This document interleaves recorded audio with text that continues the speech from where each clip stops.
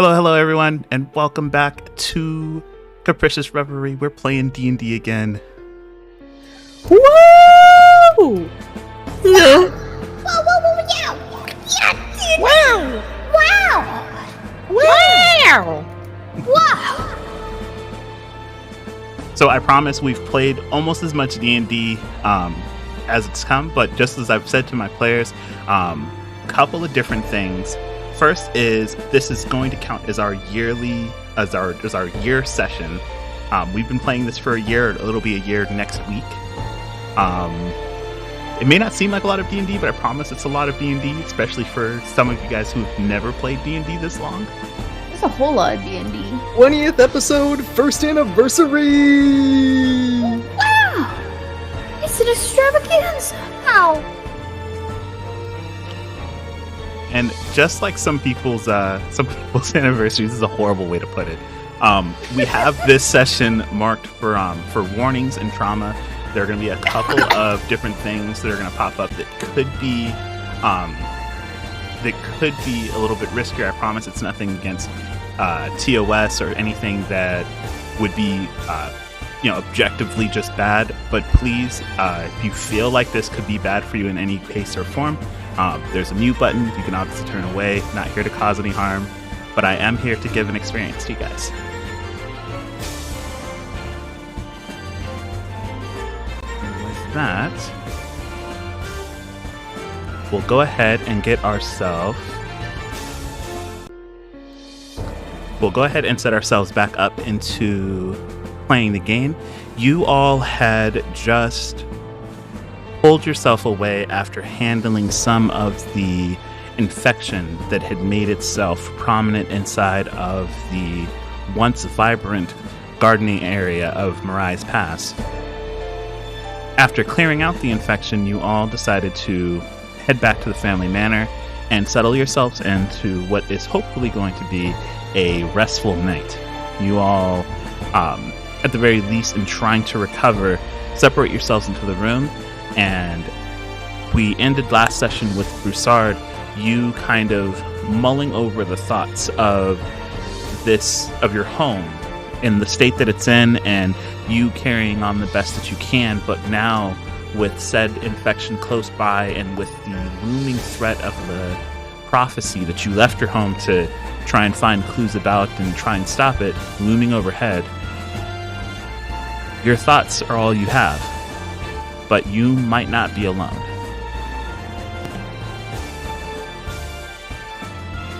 We are going to dive right back in. Woo woo? What's this? What?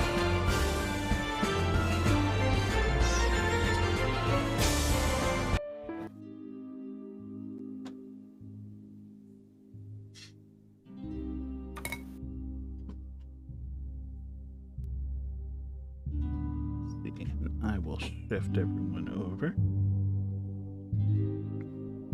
So, you had just stepped into your room, Broussard. At the very least, from what it was before, it is a far cry from your childhood room. Stripped bare as you used a lot of resources and necessities to try and keep have the upkeep on this place be as high as possible, trying to keep it as fond and as kept together as it was in your memories. Hey, DM. Yeah. Is this supposed to be the way it is in my room? Because if so, I'm freaking the fuck out a little bit. I understand your I understand. For those your that couldn't see, there were concern. two omen tokens staring at each other. Oh man, I understand your concern, but you're okay. I promise. Okay. Thank you. Sorry.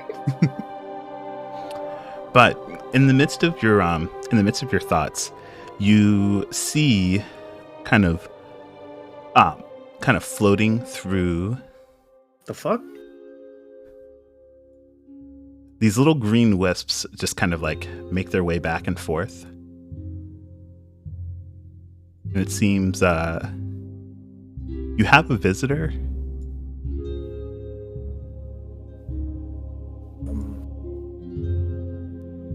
until finally you hear just a few faint rasps of a knock against your door. Okay. I'm gonna go to the door, and I'm going to slowly open it, peeking out the crack. Alrighty, so you go over and you unlock it, and you go to peek out the crack of it, and the moment that you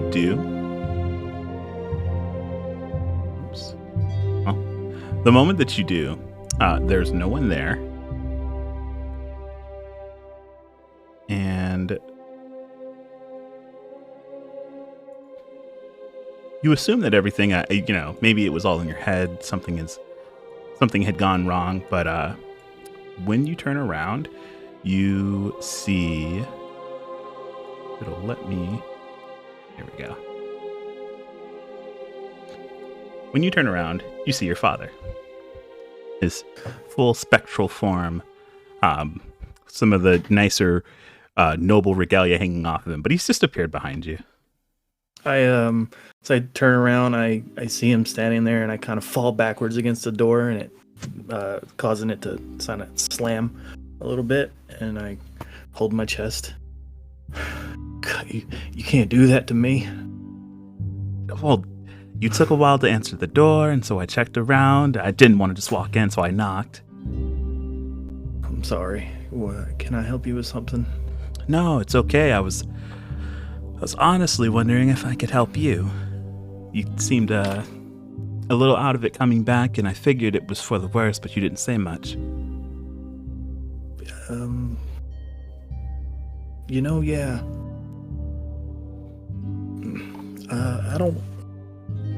I don't know what to do.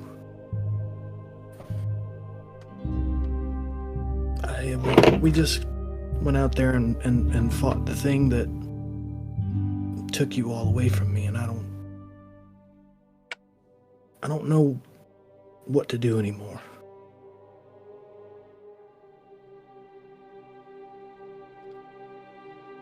It's fine not to know what to do. He reaches out and puts a comforting hand on your shoulder.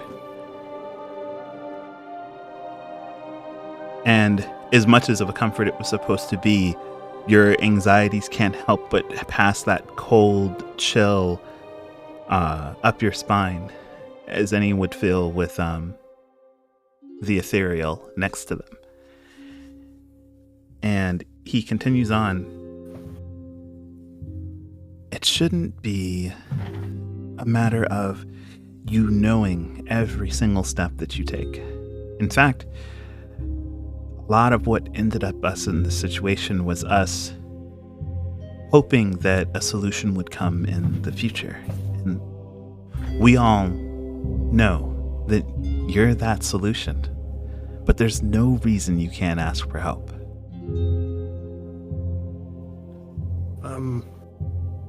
I'm honestly torn. I don't know whether to stay here and fight back the infection or try and figure out something else. Oh, don't you worry about the infection. These smaller bits are something that we expected, but it does mean that we are a bit short on time. And since I can't give you at least as much as I want, I should at least give you the ability to see a bit more into this world and try and find a solution yourself. And he reaches behind him and he pulls out what seems to be a scroll. It looks about as ghostly as he is, but he hands it out to you. Thank you, but what is it? Well, a very long time ago, I had to make a choice to save a life. And in saving that life, I did a lot of harm. to our world tree. Its energy is fluctuating for a very long time, making it very hard for the solution that we came up with for you and kind of tucking you away. What I'm giving you now is the ability to use that same connection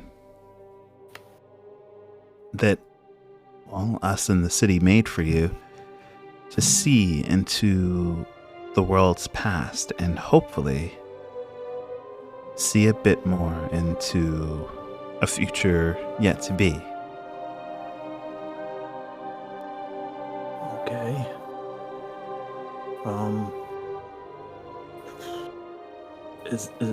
Do I use it now? You'll need you're gonna need your friends for this one. It's gonna be a bit of a ride. And the moment he hands it to you, rather than feeling that spectral kind of essence that wisps away the moment you get close to it, there's a solid connection for just a moment as that spiritual scroll suddenly becomes a material one.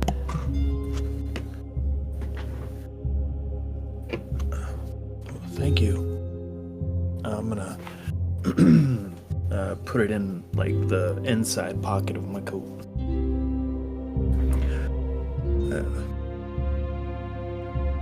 I don't know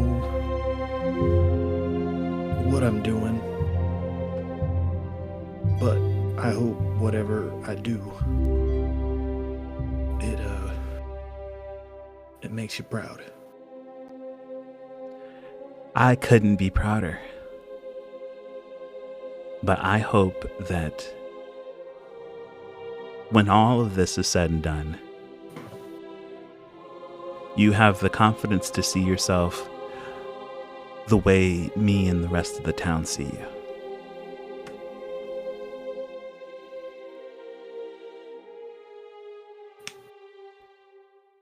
But you're going to need your rest. When you and your friends are ready, I suggest you get to using that at the World Tree. And if you can help it, don't eat anything beforehand. Don't eat it. Okay, got it. None of us? Let me just say that when I did it, I wish I hadn't have eaten beforehand. All right, no breakfast. Got it.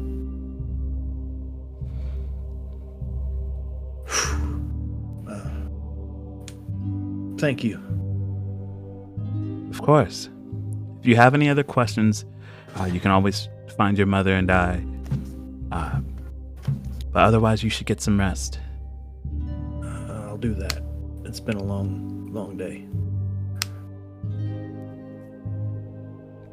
He gives you one more kind of smile and a reaffirming nod before, rather than passing through any of the walls, you simply watch his visage just kind of wisp away in front of you.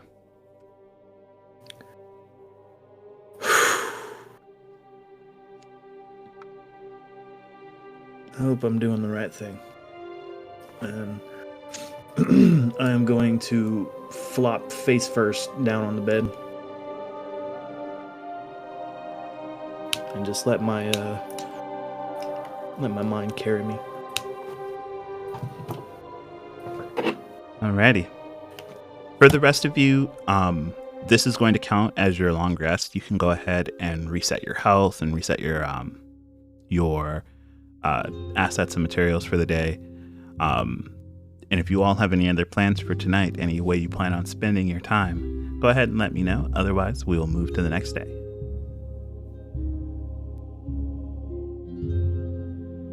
I think I'm good. Think Same. I'm also good.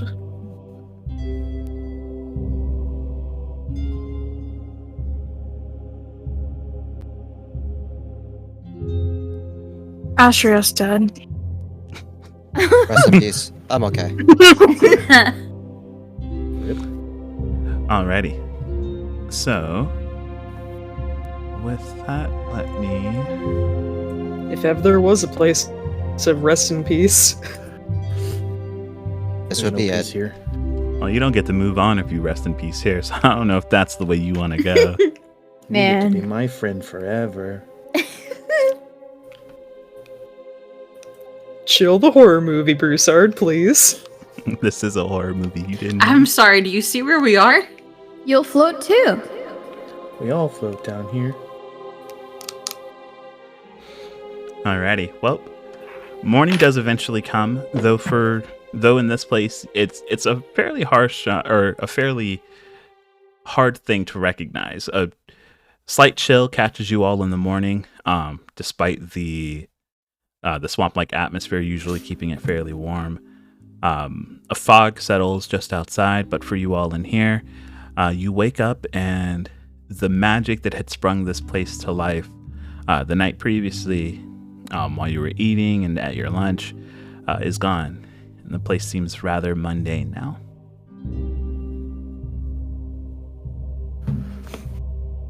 I'd like to make my way into the center hall. I will free you from your confines. Thank you.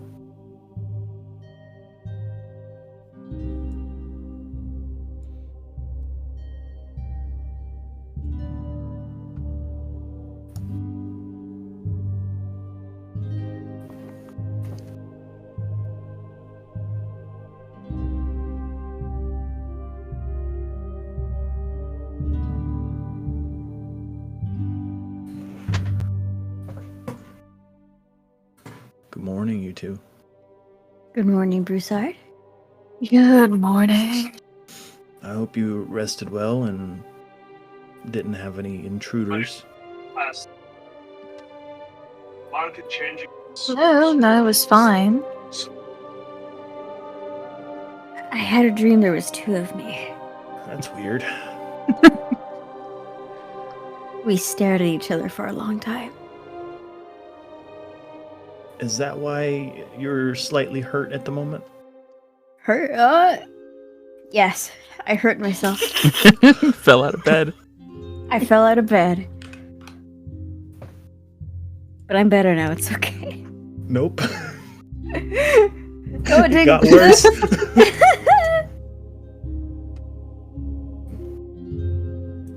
It always gets worse before it gets better. This is true. Good morning, everyone. Morning. Good morning. I am sorry to report, but we are going to have to skip breakfast this morning.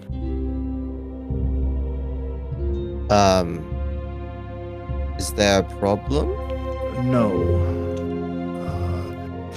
Father has instructed me to ask you all to come with me to the life tree. And what does that have to do with eating?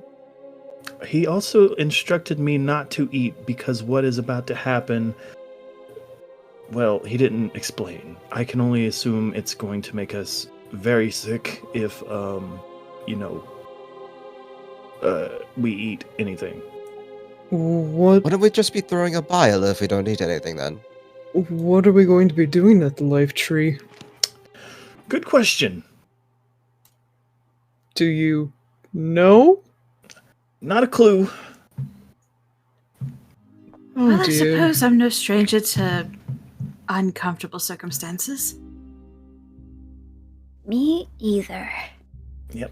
They like to give me tasks and let me figure them out. So that's exactly what we're So- going to do. This is a common occurrence then?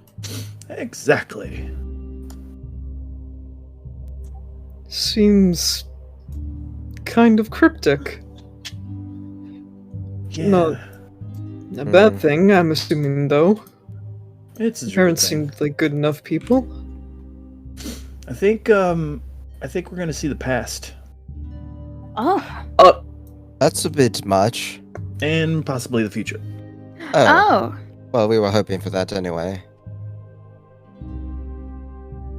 I'm sorry, this door's a little stuck.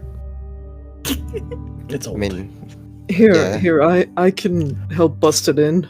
Don't bust taste- it. It's Don't. it's a. Oh God! What? Just You gotta opened the put a door little so bit. hard. We're on a different map. Just When we gotta put a come- little body weight behind it. When we come Goodness. back, you're fixing that. Uh, yeah, I can do that. Which probably won't be today, but you know. Oh. It just continues I- to get worse. Continues to be more ex- and more concerning. This excursion's gonna take all day? I don't know. Could take a couple seconds. How Could take all day. how long have the previous excursions your family sent you on take? You know, a few days, 200 years. I mumble as I get into the boat. Excuse me? What? So you guys get into the boat, and your conversation continues as you row out into the aqueducts of the city, and again, instead of the vibrancy that you had saw previously, this place kind of having a life of its own.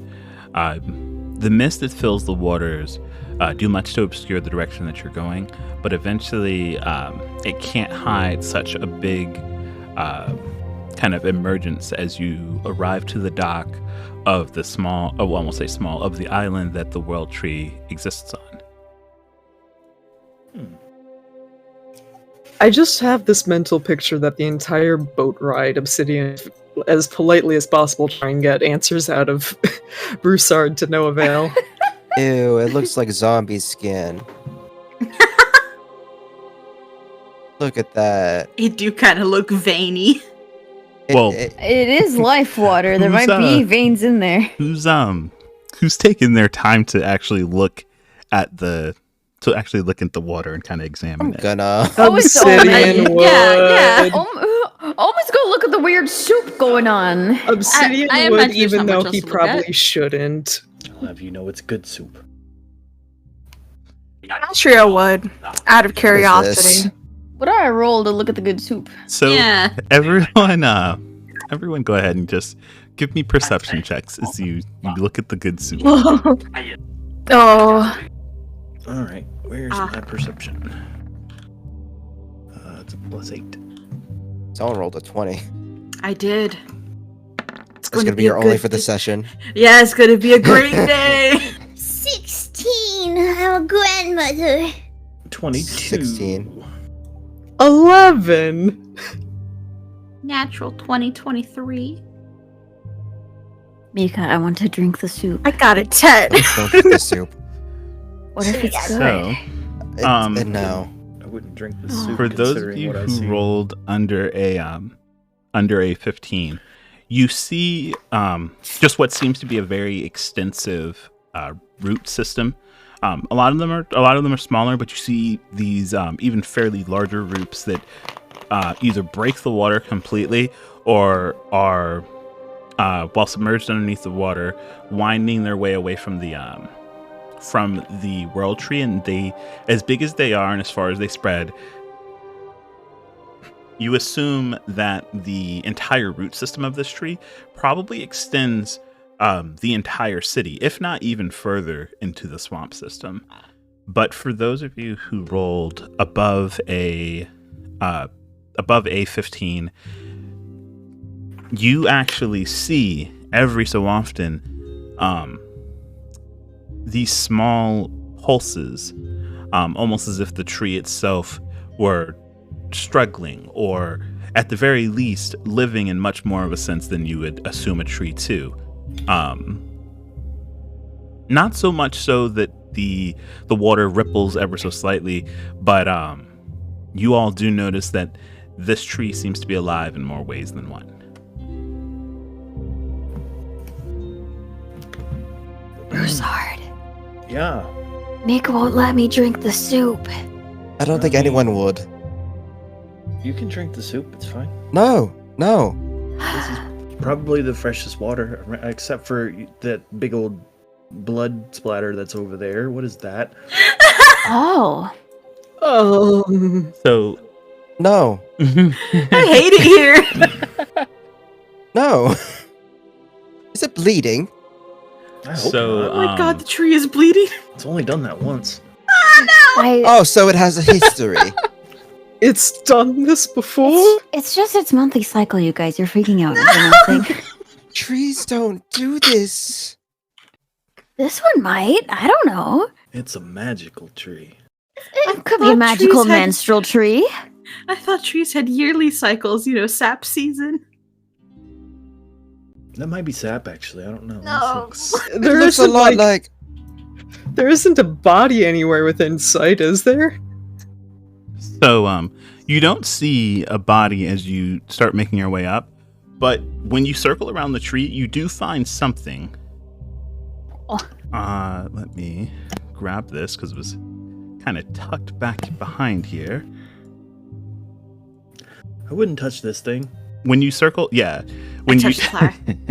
when you circle around it, the first thing I will say, Broussard, as you're kind of making your way around, you see this kind of very large pinkish. You can't tell if it's a pod or more of a flower, but I can say with confidence this was not here the last time you were here.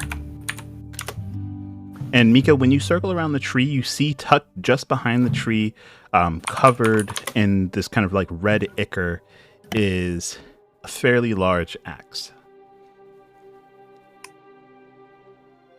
Oh. Interesting. Okay. God, it's been so long. I don't even know what I have. Do I recognize anything about it? Is it familiar? It looks like it's a it looks like it's just a fairly well-worn woodcutting axe.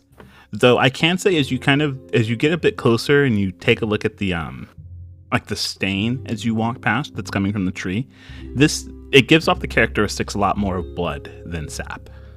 Oh, yay. Who the fuck has been trying to cut my this, tree down? Is this it looks like it was used against it? Like, does the match up to the... It does seem to be the culprit. Yeah, somebody didn't like the tree, and I'm not sure if that's the tree's blood or their blood, but I don't like it. Probably a little bit of both. I was about to say, it could be both. Are there any signs of a body being consumed by the tree? That's a thing in some folk tales. You gotta be careful. Mm-hmm. Can I investigate the area? Yeah, give me an investigation check. See if you see any signs of Can the tree I eating assist? someone. Yeah, absolutely. Oh, You can go ahead and okay, take do I that roll with again? advantage. Okay. Yeah. 25. 25. So you give it a good look around just to see if you see anything in particular that could give signs of another person being here before you guys. You get the impression that there aren't a lot of people who just come walking around this particular place. But eventually you do see signs that, at least, you're not sure how recently, considering this place doesn't get disturbed a lot, but you do get signs that there was someone else here. In fact, from that pinkish large flower, you see a set of footsteps. It makes its way over to where the axe is, and then you watch as that same set of footprints kind of walks away, deep impressions being left inside of the soft soil towards the docks, and then no more signs of footprints from there.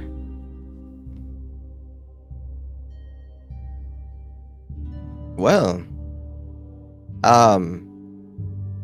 either someone got in with us, or it's been there for a while. Oh. This is gonna sound crazy, but can I medicine check the tree? I think that's a nature check. Nature, medicine, whatever would be most appropriate. I'll take a nature check. Can you medicine check the blood to see how old it is? You know, that probably would have been a better idea before. You went My a lot. investigation I want to go- medicine check the blood. Can my investigation just encompass that? Because I'm generally investigating the crime scene. Yeah, you just Basically. wanted to find out the age of the blood. Yeah, Um, just like a. yeah, I Just would say basically with for sure. You guys are able to kind of look over the area in which the blood kind of pooled and collected. You do see the signs of obviously the chops and then the wound inside of the tree, splatters of blood going left and right. But you do see that whatever wound was left on this tree, the blood definitely came from it, and it seems like as if it took a while to heal. As you see fresher layers of blood kind of layering on top of older, more coagulated blood underneath. Seems the tree bled for a while. Ah.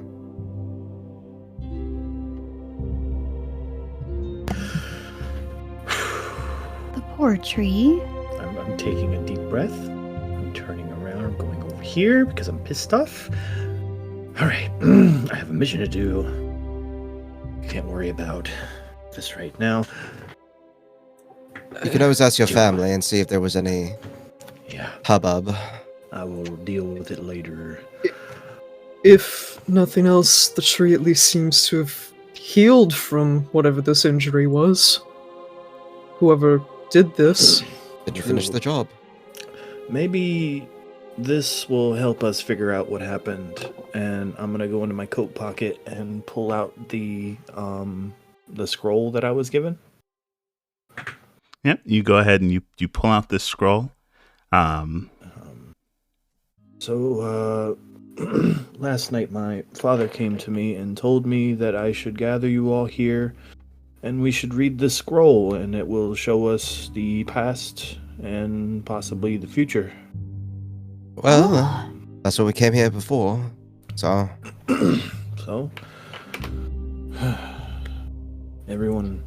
should we go over here, out of sight of the blood and the... Yeah, let's get away from this red flower. plant.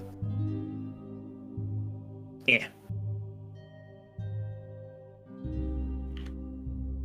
I like right here. Okay, cool. Astria, stop touching the flower. Let's.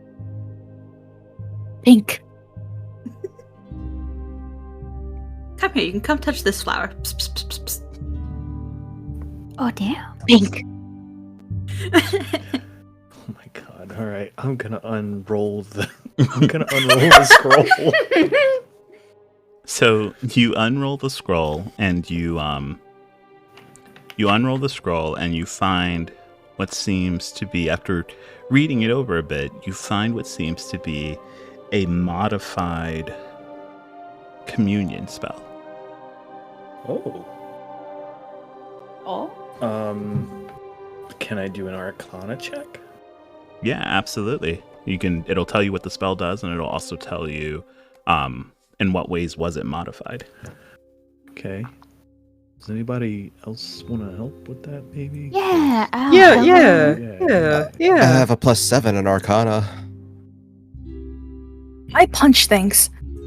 Let's I not have work. I Let's cast not magic. rely on you. I cast magic. I can help somebody who wants to roll. I got a +3, so I'll let the +7 do it. Arigato. Do I just get an advantage, I guess? You'll take the Yeah. advantage on it. That is a 24 and a 17. 24. Alrighty. So with that, you do find to be a communion spell, just a spell of the divine, meant to let you speak with those of a higher power or a divine proxy, and you can ask usually up to 3 questions. They can usually be answered with yes or no before it ends. You're not necessarily guaranteed clear answers, but an answer itself will appear. The way it's been modified is to use a entity of a lot of life force as a medium in which more people can take part inside of the seance and the ritual, and everyone will get to have a question. Oh. Oh. Oh. Oh. Oh.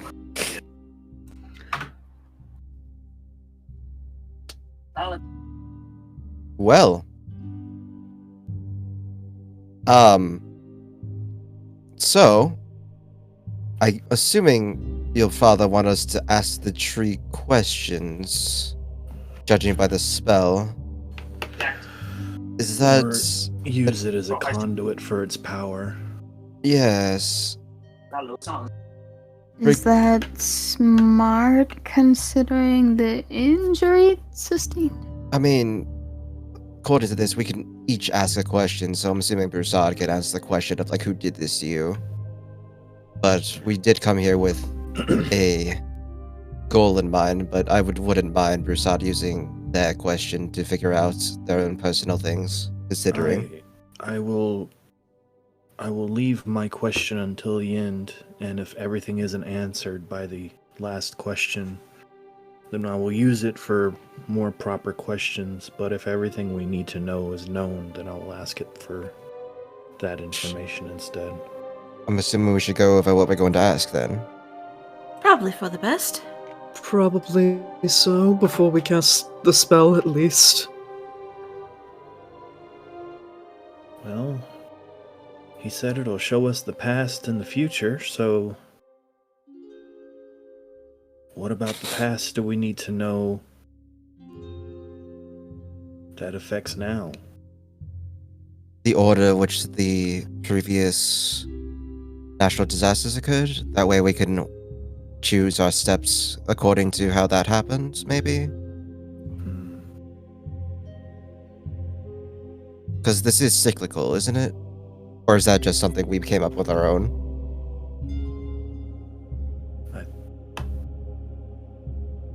I don't know, it kind of,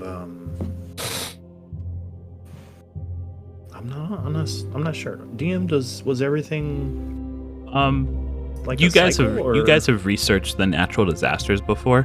You know, at the very least, they seem to, with only one to kind of base it off of, they seem to be cyclical. As the first occurrence of the first major disaster with the god planes that happened in the past, was also the first one that's happened now as well. Okay. I guess we can ask of the locations of the several orbs. We can ask, how many do we need? There was ice, fire, thunder, I think there's 5. and It was either 5 or 6 of them? I think it was Are you 4. all basing this Yeah, on there's- the knowledge from the dream that you had? Yeah, Yes. we're also from what Omen, Jelly, and Mika did. Our cult Oh, activities. your cult Yeah. activities. Got Got it. There was 5. I think there was 5. There was 4 in corners, then 1 in the center-ish. I believe think. so. And one of them was broken because we broke it. So we saw the elements. One was thunder. One was purple. So I'm assuming that's thunder or lightning. One was like a blue. So I think that's water. One was like an ice white. I think maybe. I know there was There's fire. Fire and earth. And we already have earth. So Yes. it's thunder, lightning, water, ice, and fire we need. So that's 4. Wait, don't I have one? You claim to, Yeah, you claim to. Well, I never or said rather shit, you actually. deny that you do. I might. Ow. Squints. Genuine shrugging. We know the orbs are called planar seals, so we can be specific when we ask. Yeah. So we have how many people here? 5, 6 people. 3 questions for the past, 3 questions for the future? Oh.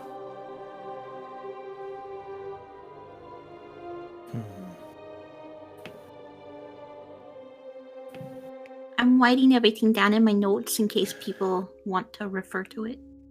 Oh yes. Something my father brought up last time we were speaking. He said that the final battle that the hero had, It was called the End. I'm curious as to who the final battle was with. Should we ask that then? It might What be a good happened idea. during the end? That seems like a very open-ended. Could you give us a lot of information, though? Yeah. What happened during the end?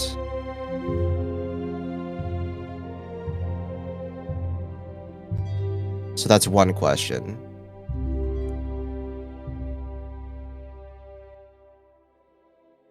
I think that's about 3 questions past related. I mean, what happened during the end could be easily solve all 3 of them.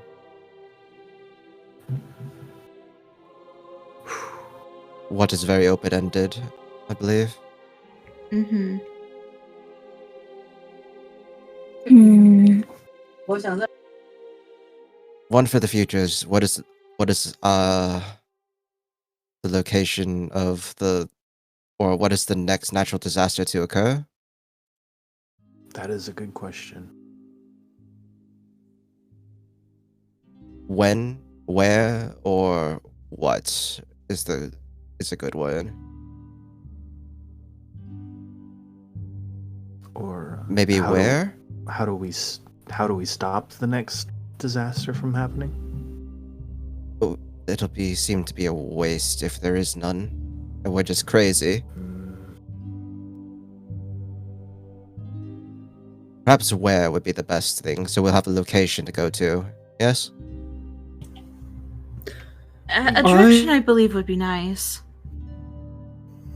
Even if it's not a I when. feel like Mm-hmm. where I feel like where the planar seal would be located would be just as We don't know which natural disaster it would be, so that could be another question. Where's the Plano seal after we find out what the next natural disaster is?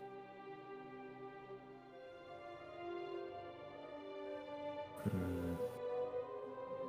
Is that not the same as just asking what the locations are for the planar seals?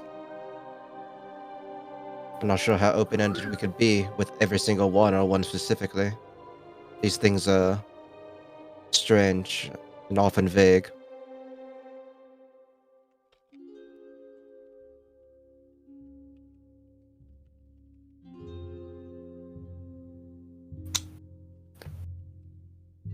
Hmm. Maybe we begin asking it questions now, and those answers we get will lead us to more questions. So we start with one of the past and one of the future? Those 2 questions in particular? Yes. Alright. Sounds good to me.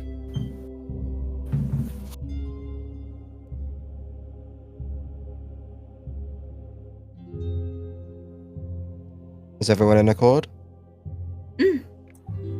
Yes. Alright. yeah. So the spell itself is cast. The spell itself is cast as a ritual. Who will be the main person, kind of channeling the tree as a conduit for the spell? I think Broussard should be doing that, considering it's his home. Part of the tree, part of the crew. Probably has the strongest connection to the tree. Yeah. No kidding. Oh no. I don't want to go back. No. If you wouldn't be comfortable with it, Broussard, No, I- I got this. I'm good. I got this. are You you guys ask sure? the questions and I'll channel the tree. Alright. And you'll last in case we don't ask everything we need. Brett? Yeah. Sure. Alright. Just so you could find out potentially what happened, yeah? Yeah. All right. I am going to go sit at the base of the tree. And I am going to start trying to cast this spell as a ritual using the power of the tree as a conduit. Okay. You move to cast the spell. Using the life energy of the tree, you gather the necessary energy in order to make sure that the spell casts successfully. All of you prepare to ask questions, to see the answer to those questions, and hopefully make a more informed choice about the next question to come. But as those energies start to gather, the wisps in the tree glowing and revealing themselves to be a fairy-like light that spins and twirls. Its mists come down and start to surround everyone involved in, or who wants to be involved in asking the questions. As the mist starts to fill up the area, even the glowing that had encompassed Broussard suddenly becomes dim as you all lose sight of Broussard. It starts to seem as if maybe this is a part of everything. Maybe Broussard doesn't have to be here, or has joined in a communion with the tree in order to ask the questions. Everything seems to be fine, right? Well, you all lose track of Astria inside of the mist. And then What? Omen. Oh, Panicking! Oh, goodbye. And then Obsidian. Oh dear. And then Mika. Oh, Zaylee, the state of being alone has always been one that you've had to wrestle with for a very long time. But it's been a very long time since one of these trips have come to find you. And you black out as well.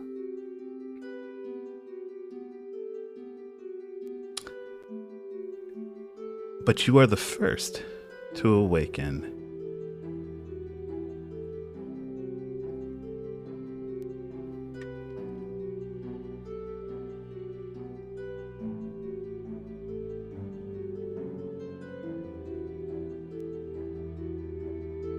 Here. Oops.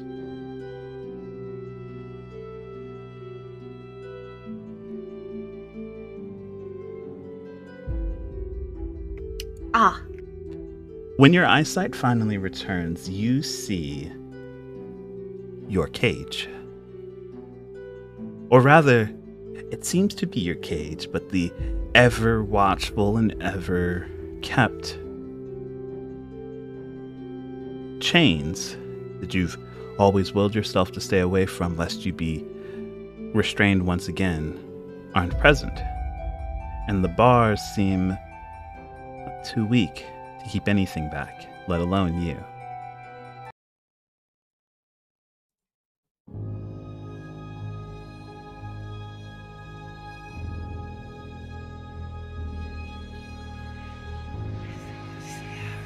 What are you going to do? All right. This is not what was supposed to be happening. So my cage usually, like, not only has those chains, but usually has, like, shadowy wisps, but, like, I don't see those anymore? You don't see them. In fact, the area is as clear as it's ever been to you before. Usually details are made fairly hard to make out, but instead you feel as if you have at least more control than usual, considering this one didn't find you while you were asleep. Alright, so even with the mist gone, though, I can only see in one direction of my cage. That seems to be the case. Okay, so Zaylee, she feels her heart kind of start to increase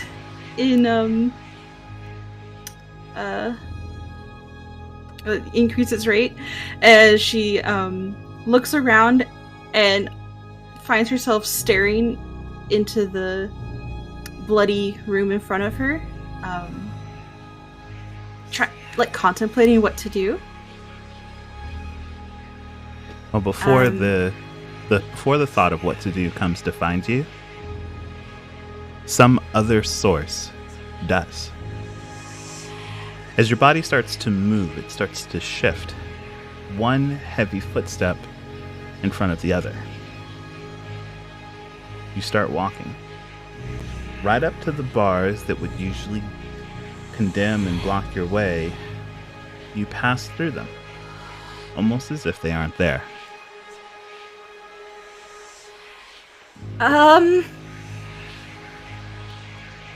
The sight gets even worse as you step towards the familiar silhouette beyond a bloodied tarp. Unsure of the next actions, your body continues forward. Until finally, you take one solid step over the cadaver.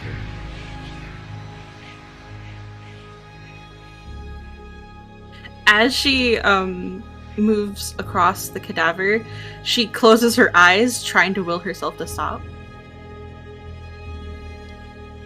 Try as you might, your will doesn't find you again until you step out into a familiar hallway. Oh no. Your body carries you right out to the middle, and for a moment, at the very least, it seems as if you have your faculties about you. So as soon as she feels like she can move on her own accord again, she kind of falters back a moment as panic starts to settle in, when just taking in where she is.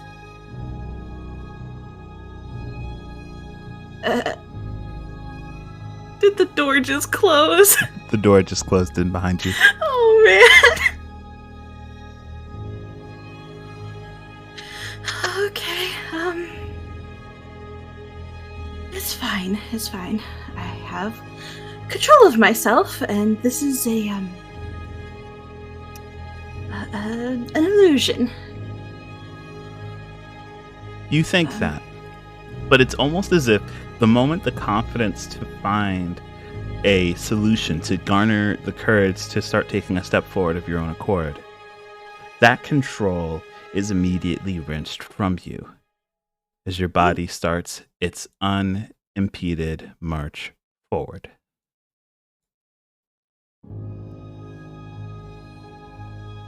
Oh dear, oh dear, oh dear, oh dear, oh dear.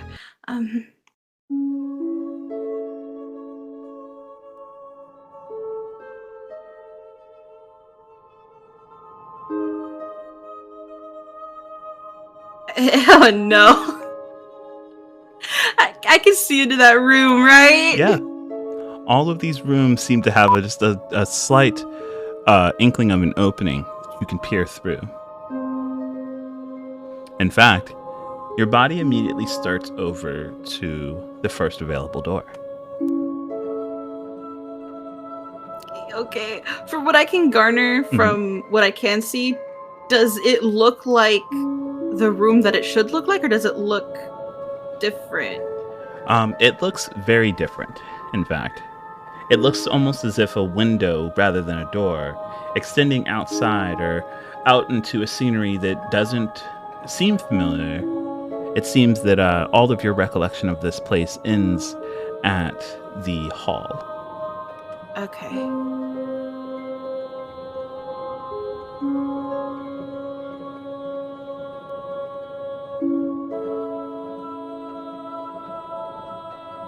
And as you step forward, you see the effects of what seems to be a raging inferno.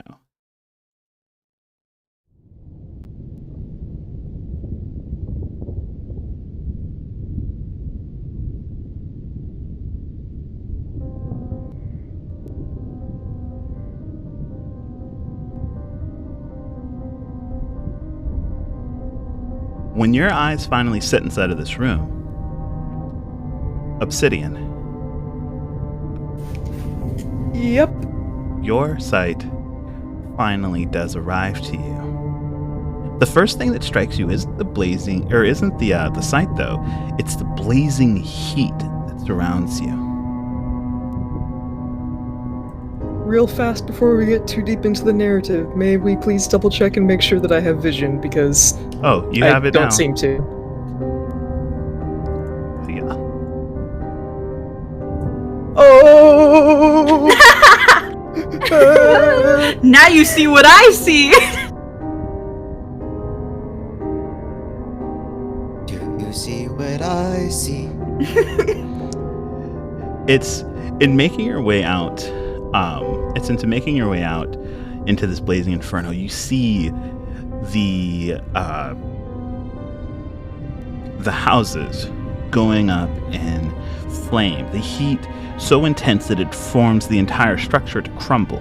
Rubble piling up at the edges of the street. The blasts and circles, all evidence of a massive fight, or at least some form of resistance that was met, but no longer there.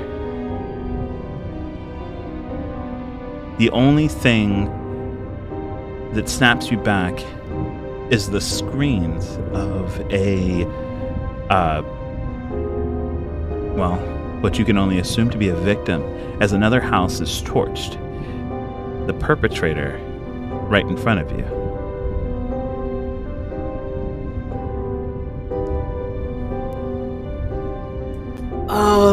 Suffice to say, I can imagine Obsidian is probably panicking a little bit right now. But nevertheless, he'd probably have his shield and mace in hand, and with shaking arms, he's squaring up. You go to square up, and it's almost as if the readying of your shield and mace, the slight shake and vibration as you ready yourself, despite your nerves, garners the attention of this would-be perpetrator. The flame seeming to dance in the circle that has been etched into the ground in soot and fire turns towards you. Bare skin, brilliantly vibrant red hair, golden eyes, and a matching bright red jewel attached to a gauntlet.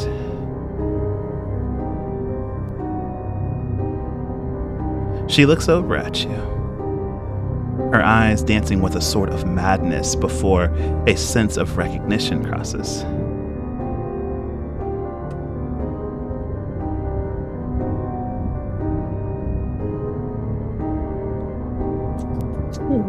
Why are you here? Why wouldn't I be here? I finally found a gem that was worth taking. And someone actually thought I was good enough to have it given to me, rather than just having to steal it.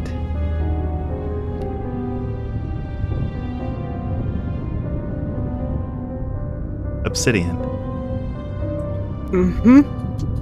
Her voice takes on a more otherworldly abrasiveness as it calls out, "What is your question?"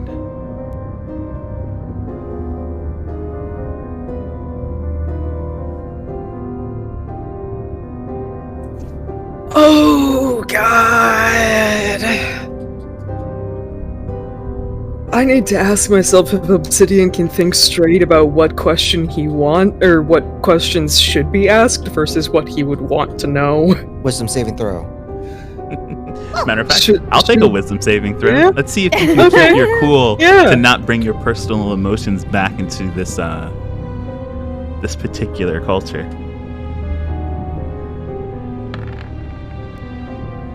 17? I would say 17 is enough. You have been in bad situations where lives were on the line, and at the very least it seems that the only thing here at risk is yourself, and you feel like to ask a question for the betterment of everything, that's a risk you're willing to take. What is your question?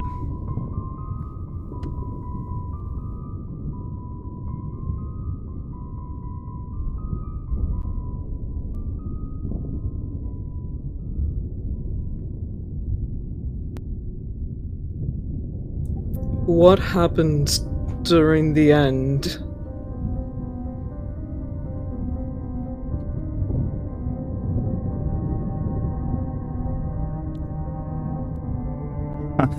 Well, that's an easy question to answer.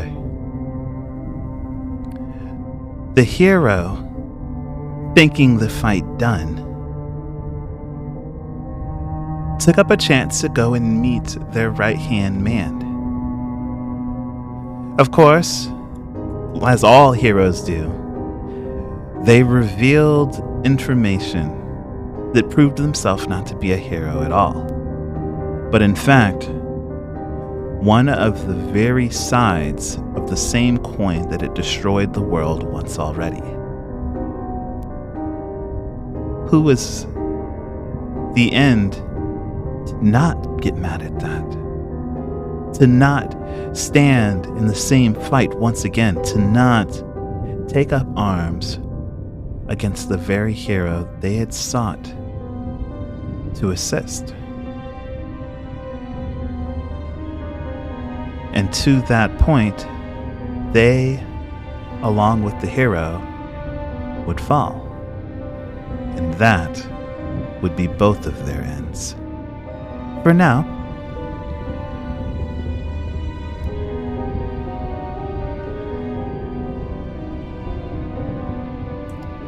Something about, I'd imagine, being told this story, even from the face that Obsidian wants to see least of all, probably gives him some level of comfort, at least enough to, like, lower his shield and just sigh. And it's in that moment that you sigh, your eyes kind of, you give a sigh of relief, your eyes closing for just a moment. And in that moment, your enemy is gone. And you find yourself in the fire. Oh no. That same circle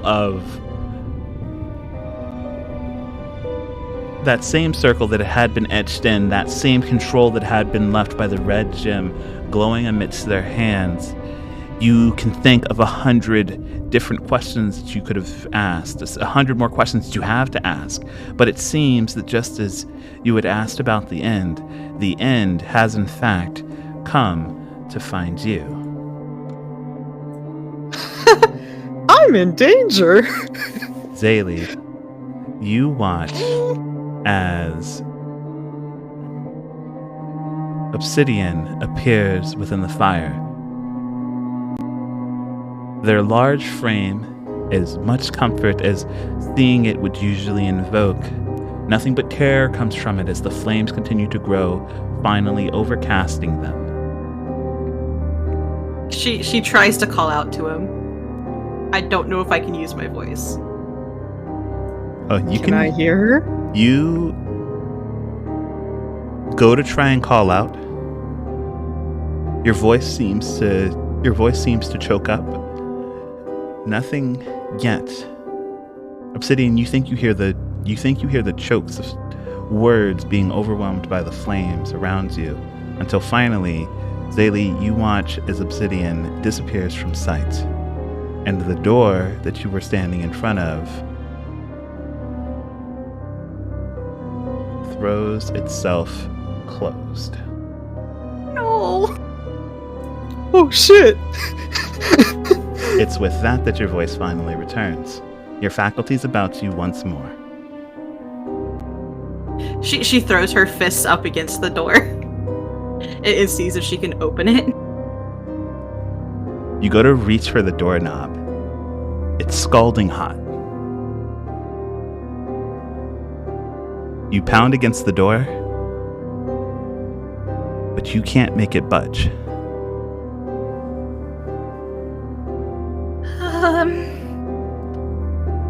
It's just a vision. It's just a vision. This isn't home. That didn't happen. Yet.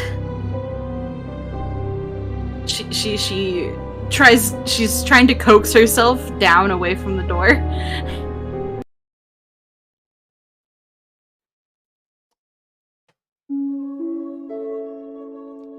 Soon enough, you pull yourself at least back into a cohesive stance. What are your next thoughts?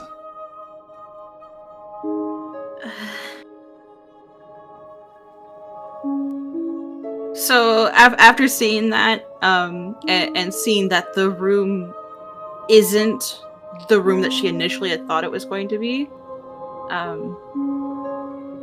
she kind of steps back and looks down the remainder of the hallway. This isn't home. It can't hurt me. I can't hurt anyone here. It'll be fine. I just need to move forward and see what needs to be seen, I guess. She's panicking, but she's trying to, like, reel herself in. And you try.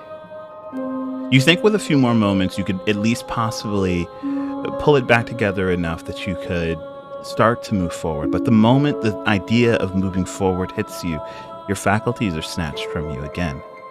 Oh no. Your body starts its coarse and rigid march forward. This time, back across the hall to another open door.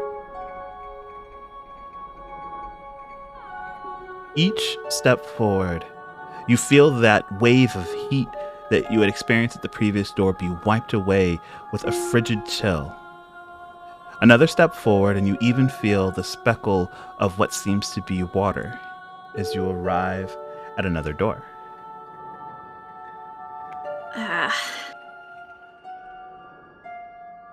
And it's as your eyes lay upon the scene that, well, another pair of eyes awakens. Mika.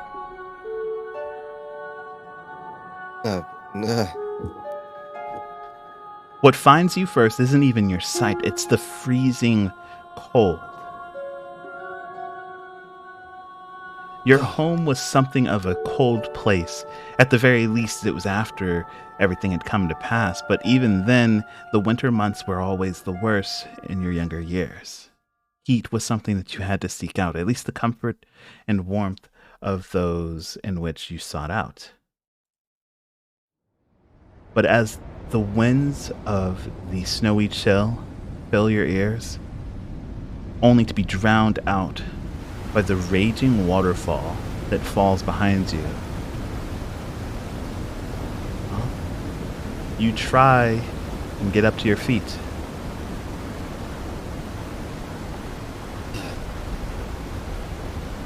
I'm never doing this ever again.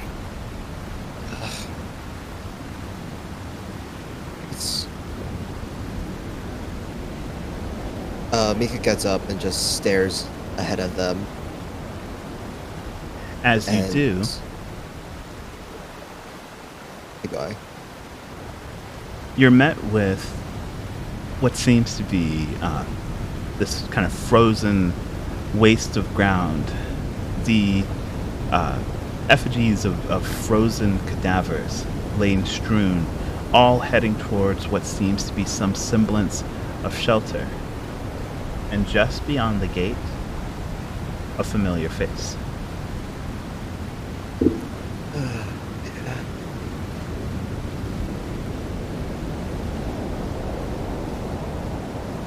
Mika just kind of stands there in the biting cold, looking at the bodies around, and then looking at like what seems to be salvation over there, and just kind of stands still, staring ahead.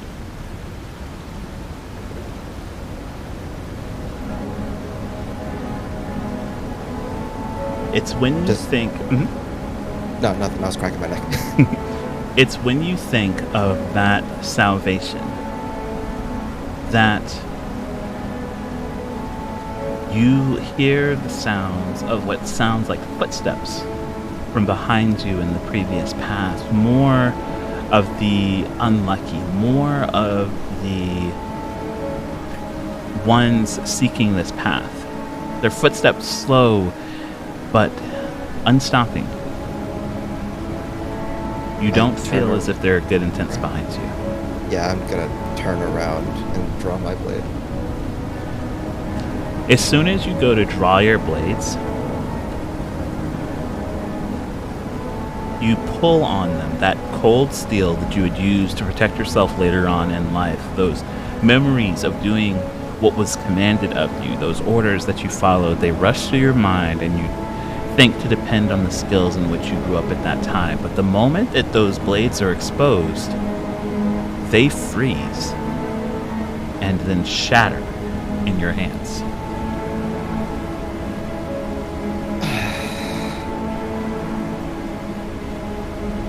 It can never be easy, can it? You hear a familiar voice, at least one that is only familiar from a time in your childhood, one that even in this blistering cold invokes a feeling of warmth inside of you, and it tells you to run towards them. Do I see what's coming after me yet, or no?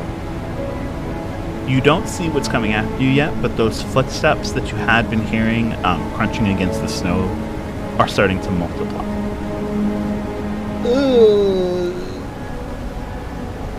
Just start taking some steps back, eyes towards what is supposed to be. Yeah, I'm not breaking eyes, I'm not turning Vika, heel. as you take each individual step, trying not to break eye contact with the direction in which your enemies are coming, knowing, or at least praying, that your back is safe with one of the few people that you have ever trusted in this world. Each movement draws a stab of pain as you feel yourself start to freeze. Colder and stiffer, each step comes slower.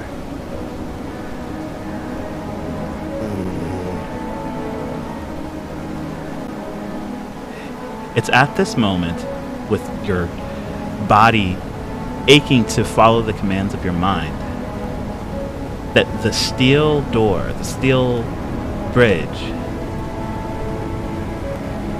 of this frozen fortress starts to come down. Slowly, almost mocking of the pace in which you can keep up, it starts to seal you off once again from your loved ones.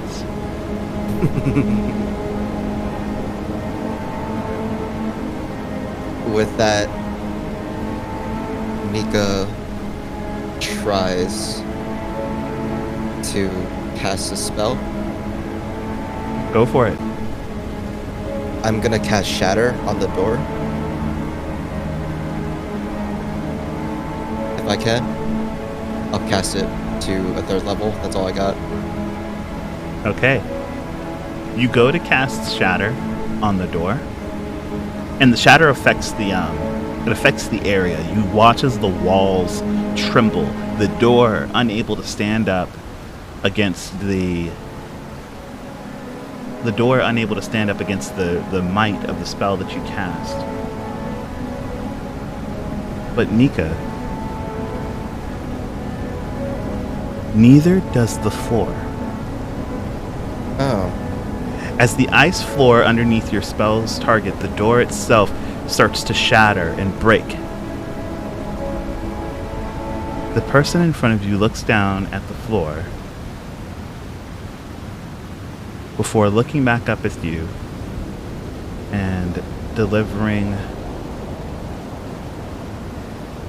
to the best of their ability, a smile before falling. and disappearing beneath those waves. God fucking piece of. Mm.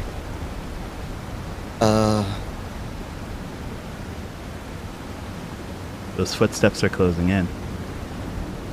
I have another third level spell slot, and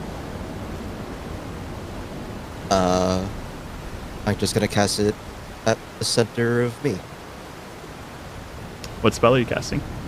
Another shatter. Oh, I'm going down there because I can't jump in there. I can't move very well, so might as well take the easy way down.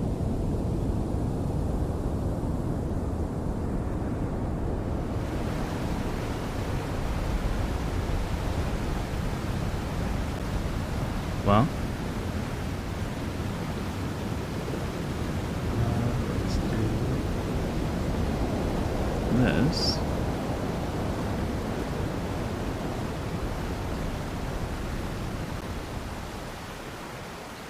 It's as you cast that shatter on yourself, and the ground buckles and shakes before finally giving way. Your mind goes to what you're pursuing. And in that instant, just before the ground gives up, you hear an otherworldly voice. And it asks, "What is your question?" Oh, you really gotta do this to me when I'm about to fucking die. I'm gonna do what I recommended and just... There's a lot of emotions going on, and Mika, despite trying to be calm and collected, is just... Their face is just full of just regret, sadness, and just... They're... Oof. I'm gonna say that's probably not enough, because I'll just sit with you. I'm pretty sure that's not enough.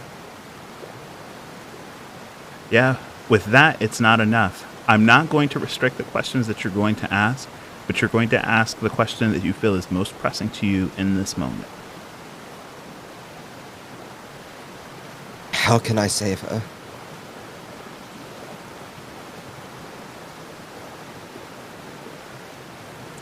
And the voice responds, "You'll have to head home and do it with your own hands."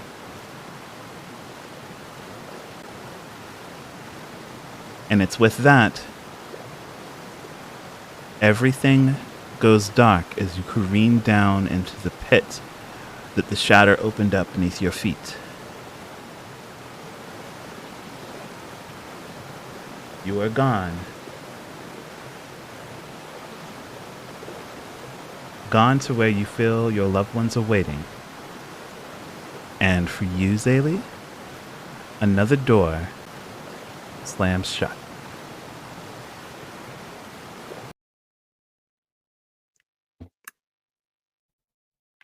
oh, that was certainly something. She, just for, posterity's sake, checks to see if she can open this door. You gotta try more than once.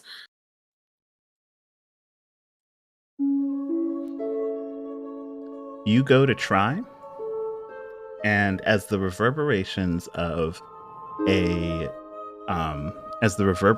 the knock continue down there, nothing seems to give. She slams her fist against the door. Damn it.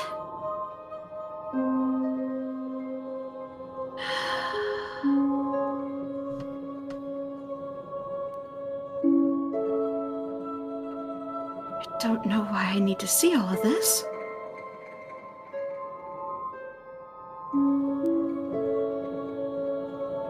She looks towards the rest of the hallway again. She's kind of shaking at this point.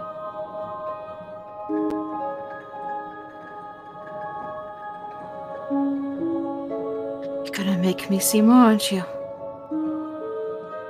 When the thought of having to continue forward and see more strikes you, your body is compelled to move. Of course.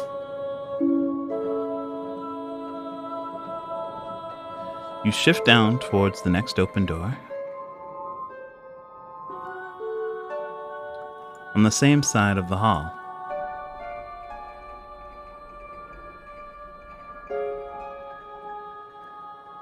It's once you get there that you see the clearest scene possible.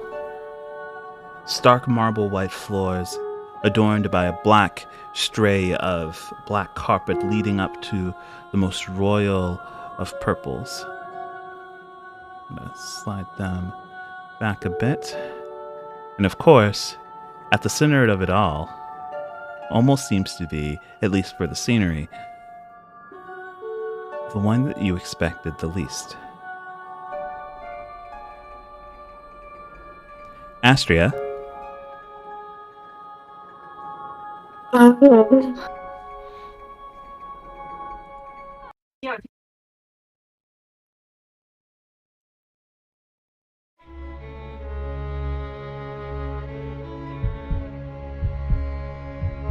Your heart is racing. The scene strikes you almost immediately as you know where you are. This is the royal capital. This is inside of the palace. You remember the last time that anxiety struck you like this. You remember when you were sharper, when the responsibilities of your actions were heavy on your shoulder. You looked for the one thing that was able to remove this heap of sadness that had collected onto you. You find one of the tankards lined up on the carpet. But the moment that you can even think to peer inside of it, it's empty. What are you doing?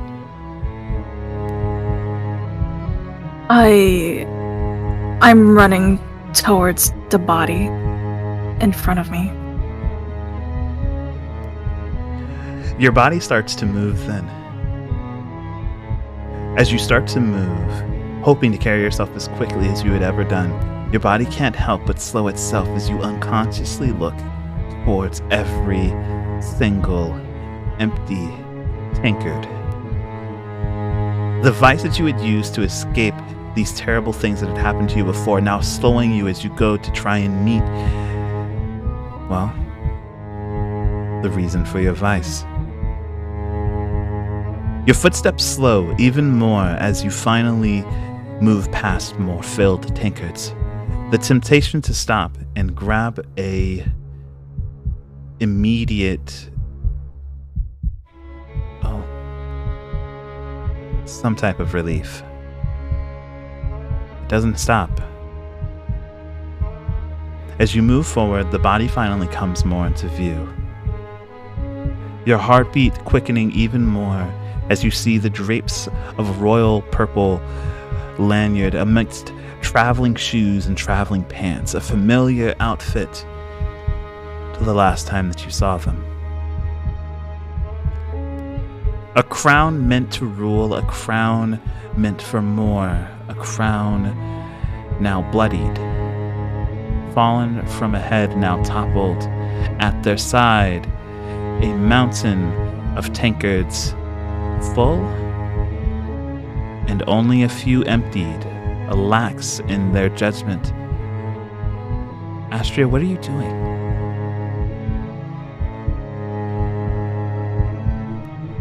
Fuck.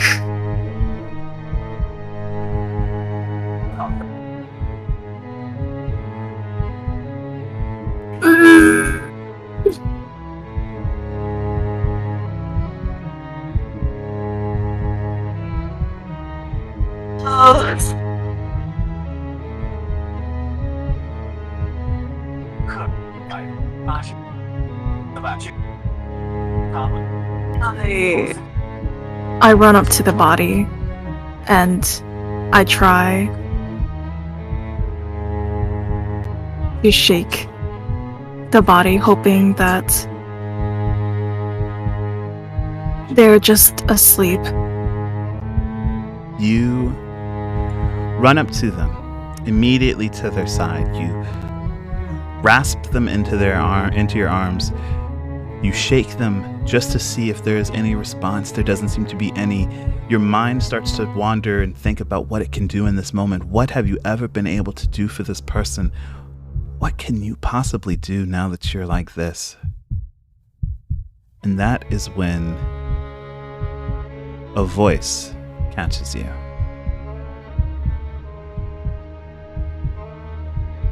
What is your question? And I need a wisdom saving throw. Oh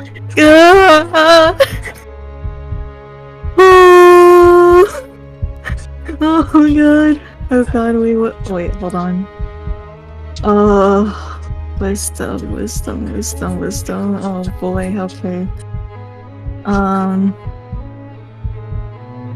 Oh god damn it. It's a 12. That's 12. And so, with that, it's not enough for you to stay the course of the actions agreed on, at least for your questions. I am not going to hinder your question, what questions you ask at all, but I am going to ask for you to ask what you think is the most pressing thing to you right now.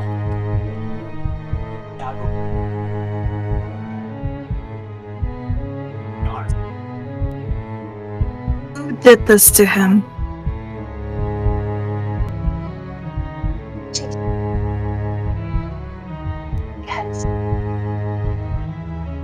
And with that, an answer does come down.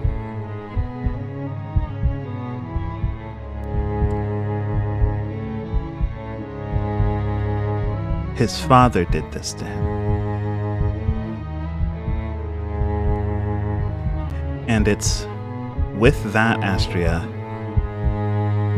you must at least think of what you're going to do as you hear the rattling of the doors around you, the palace full of guards, full of, at least now you know, your enemies, soldiers. They're coming for you. They're coming for them. You look down at them one last time to at least think, at least try and clear your mind of what to do. And that's when you see it, Astria. A small gasp of breath as they cling to life. And the scene goes dark. And you, Zaylee, the scene goes dark.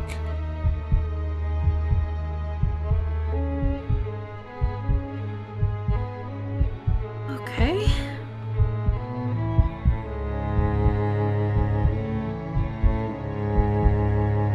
A little.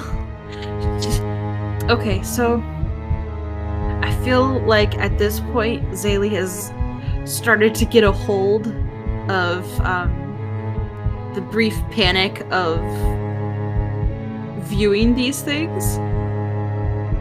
So she just quickly jiggles the handle. You find the door solid as if it were part of the wall itself. All right. And now looking at the rest of the hallway, she's looking at the doors and counting them. It seems I see 3. you have 3 more doors.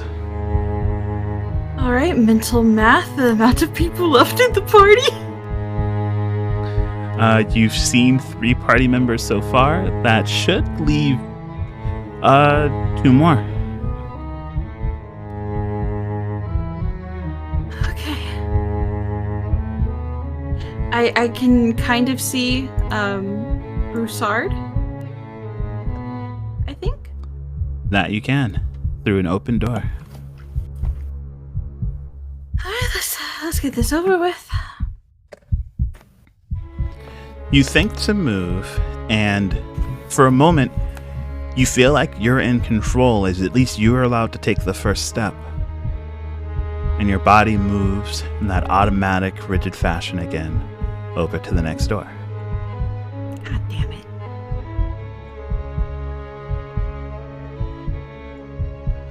And it's the moment that your eyes are allowed to take the full scene that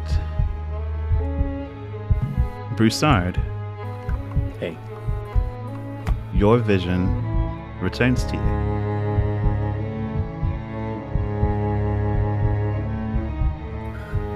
You're somewhere inside of the swamp, or at least from the ragged air and the smell, you can tell that it's part of the swamp, that you're not sure. Everything is unfamiliar. It feels like it's been spun upside down. A structure erected on top of a small island surrounded by these deepened red waters appears to you. And as you peer in front of the doors, you can see who seems to be your beloved sister having a conversation with someone.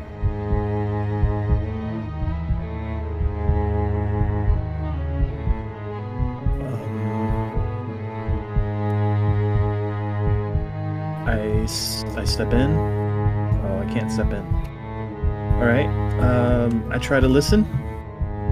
I'm sorry, you should be able to step in. I will move you. Okay. Well, yeah, I will step in and kind of stand back and listen into the conversation. They carry on as if you're not even there.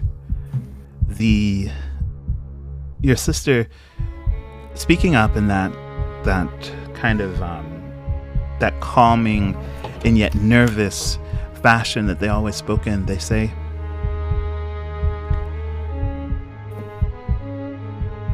"Are you sure he can do it? He's my only brother. I don't know if I want him to go through the pain that I know this is going to cause." And the voice speaks back. Then the only choice you'll have from that point is to take his side. Take his place. See through the pain in which you hope to stop him from enduring. "I don't know if I can face it," she says, doubting herself in a way that, well, you knew that she was reserved, but seems unlike her. And so he continues. Or, there is another choice. I give you both the opportunity to go. I allow for one more inside of this ritual. Unknowing to even the strength of your parents, I can allow you to be a part of the future.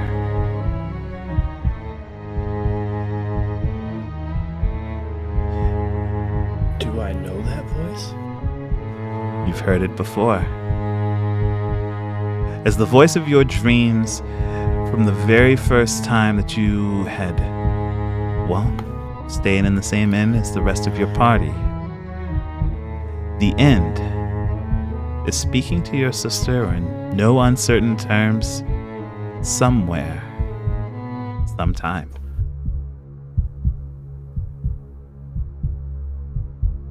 What the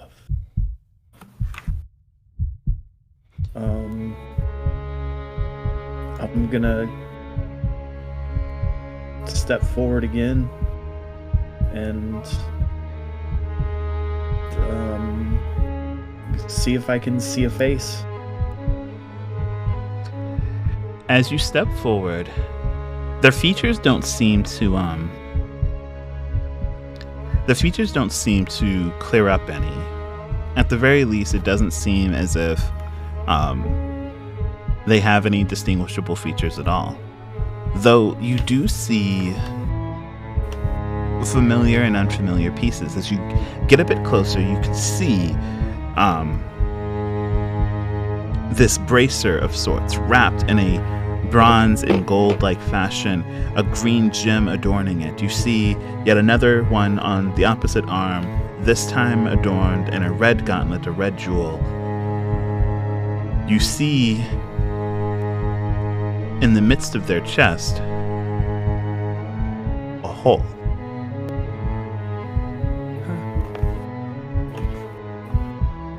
And they speak up once again. Yes, I can do this for you.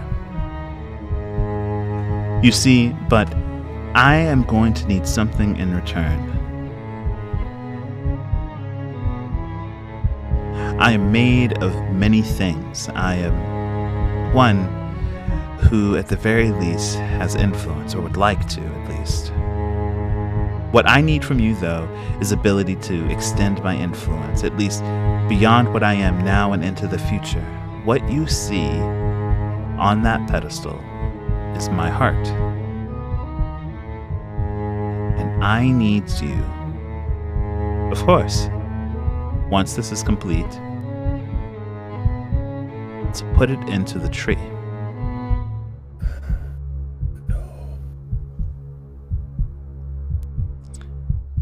Your sister speaks up.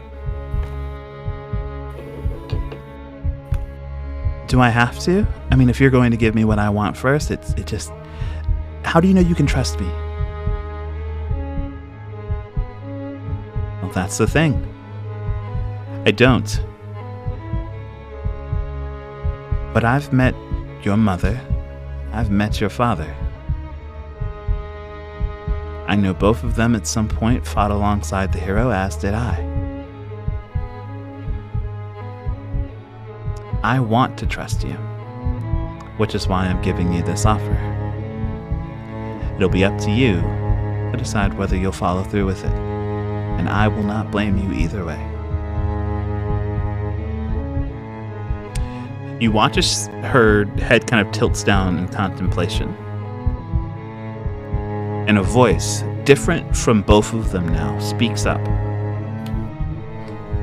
What is your question? Oh no. Broussard, I need a wisdom saving throw. Alright, I got this. Fine.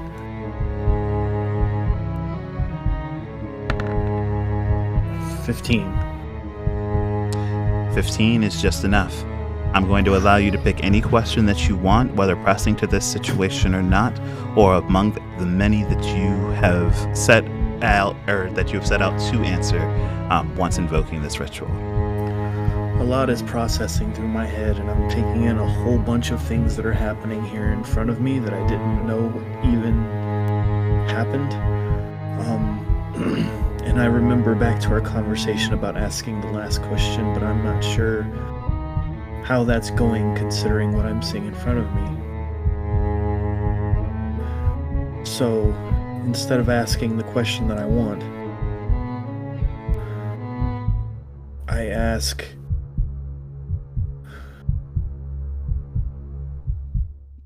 where do I find the end?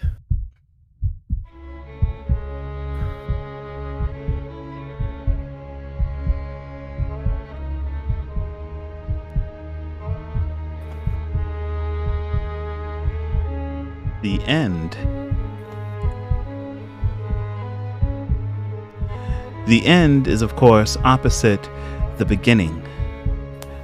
The hero stepped down from the top of the Azure Liskalos Mountains to save a world that they had considered themselves responsible for condemning. The end, well, the end is, of course, in the prosperous Hero Peaks, where many believe the hero, once their job was done, simply climbed back up. But in fact, that is where apparently the end to all heroes are. And it's with that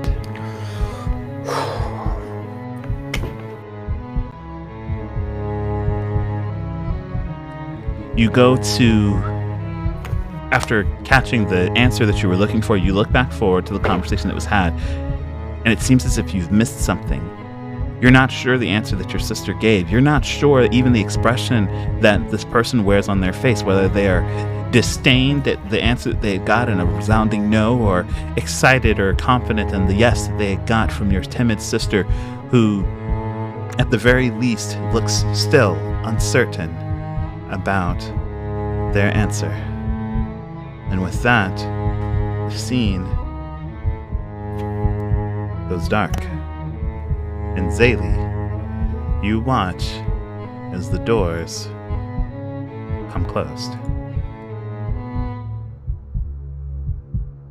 All right.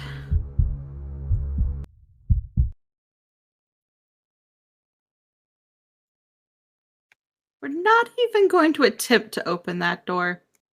Damn. I don't think she'd want to. I really don't. Zaylee's like, I don't know Broussard that well. No. It's more so I couldn't open the last 3 doors. Why would I be able to open this one? And That's then fair. the end is in there. Oh boy, oh boy, oh boy.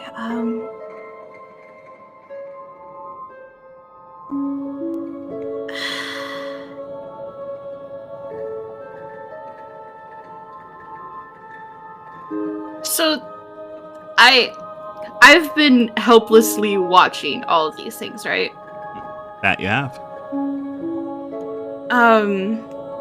As I come back to the hallway, has the hallway remained constant? Is it like nothing's changed? Nothing's been, I don't know. Yep. Nothing's getting weird. Nothing seems to be weird yet. The only thing that echoes through the hallway every so often is what seems to be the sound of whispered voices, though compared to how they are when you're inside of your cage, they seem to be muffled by the memories of this place. Okay. Well, one more to go. And then we can see about getting out of here.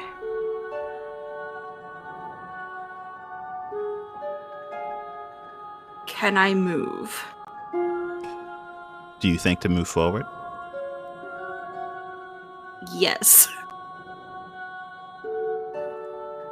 Well, when you think to move forward, rather than your body seeming to react before your mind, you're allowed to carry yourself forward.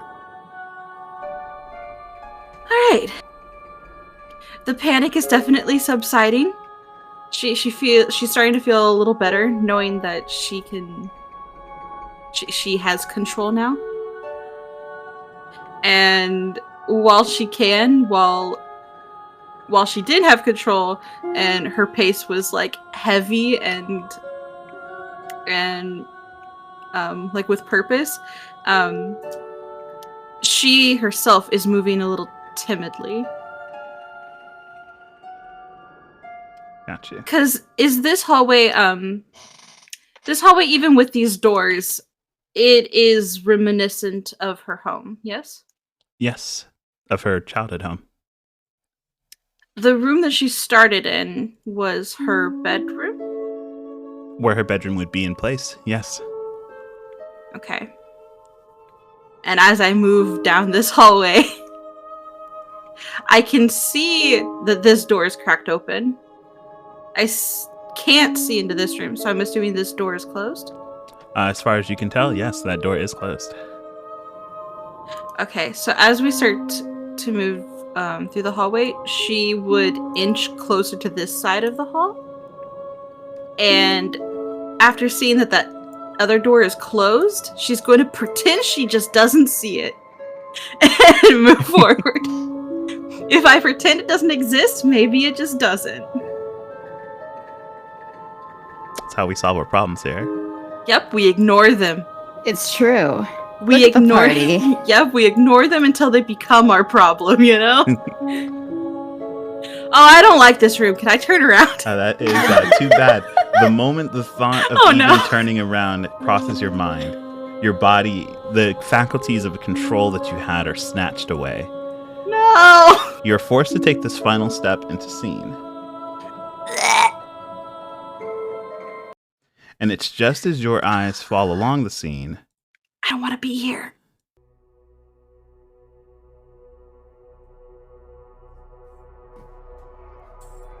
That the sounds of battle start to pick up. And Omen, your eyes are opened.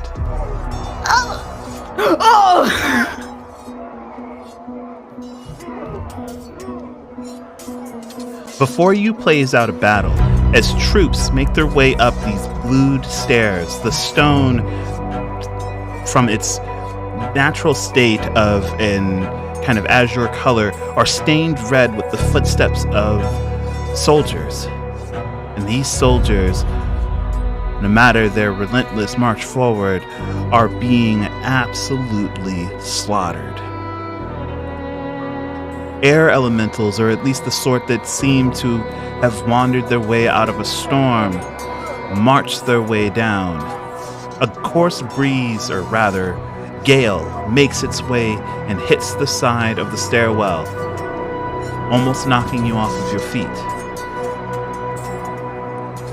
What are you doing?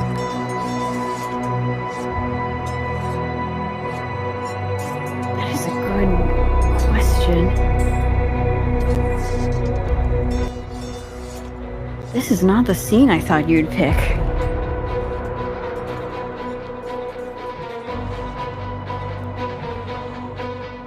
I'd imagine Omen's trying to get someone up.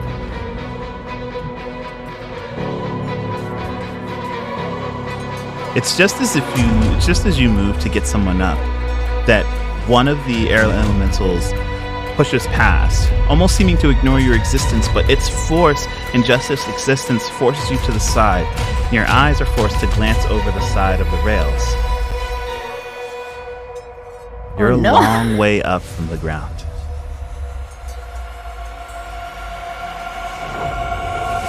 A commanding voice takes effect. The air elemental seeming to respond even more viciously at the boom of their voice. March down! They think they can spill our blood and we'd have nothing to say? They think they can march on our land and we'd have nothing to do? I'll have hell before I let something like this happen on my watch. Your eyes turn forward. But rather than like your companions who had a sense of familiarity strike them, or at least a stark one, yours is but a fleeting memory. A small and uncertain feeling as they come into view. Hair of a stark blue, skin that matches the stone, and a set of golden wings sprouting from their backs. Ethereal like sunlight, it casts onto the red that is spilled onto the runes of one of the many landings of the staircase. Omen, what are you doing? I look pinned down. I don't know what to do. Well, these things seem to be ignoring your existence for now. You can act however you feel the need to. Owen's gonna go up and see what this person's all about.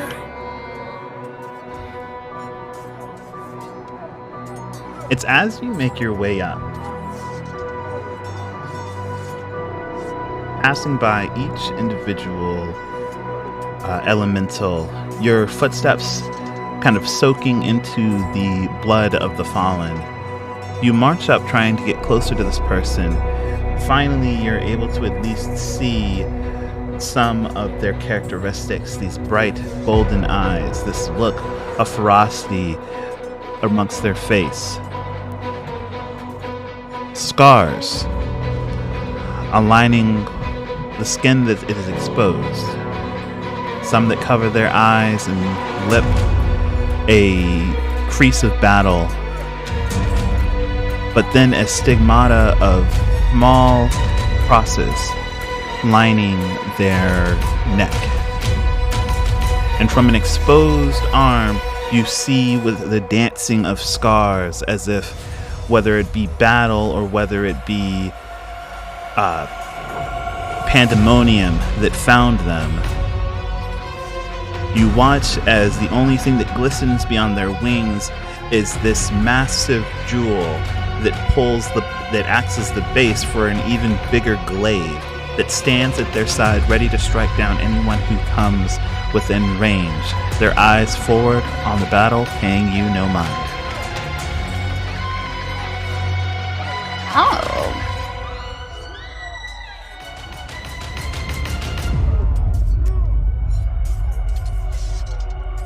Is this a bad time?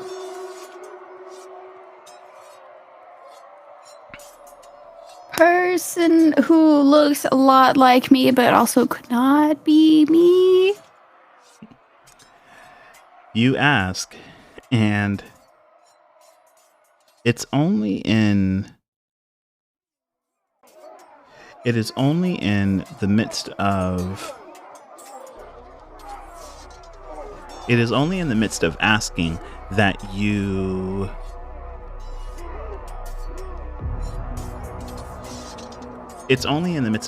finally get to see you see the small wisps of the end of their hair as they break out into these brilliant kind of golden ends, and you hear them say underneath their breath,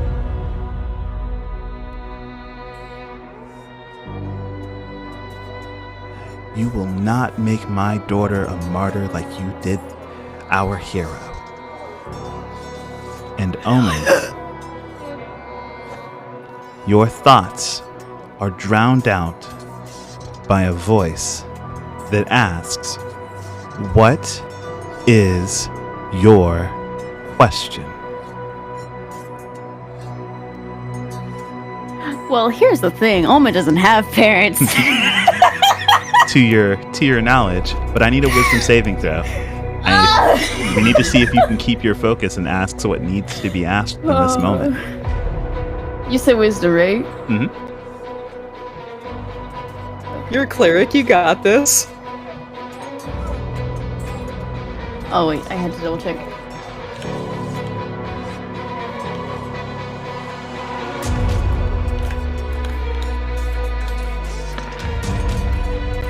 That's a 16. A 16 is good enough. I'm not going to impede your ability to ask any question that you want, but you have the ability to go and take a look at the questions that you had decided on beforehand and ask what you feel like you need to know. I, the player, want to strangle Omen right now because I want answers. But Omen would ask! Well, what would Omen do then? Hi, so I have a question. What are the locations of the 4 remaining planar seals? I could know that. That'd be fantastic, actually. You go to ask, and 4 locations are revealed to you.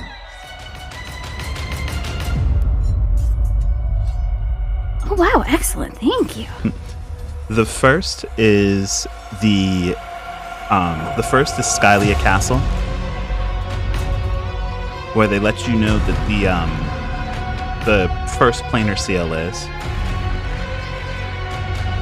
The second one is hidden away inside of the Ebonyx volcano.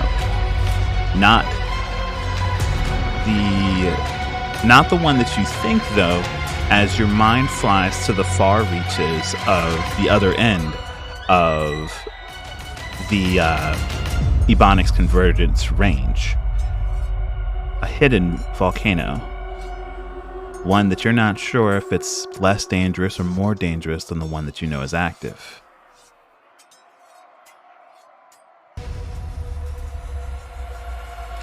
The third seems to be placed up north in a waterfall just beyond the city of Duskhaven. At the very least, it doesn't seem as dangerous as it's mostly deserted. And lastly,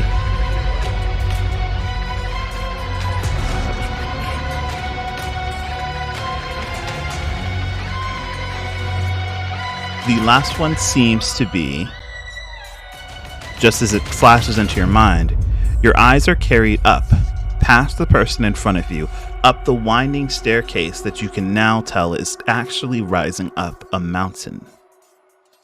The last seal lies at its peak. Oh, this isn't where I thought it was. Okay. I had assumed elsewhere.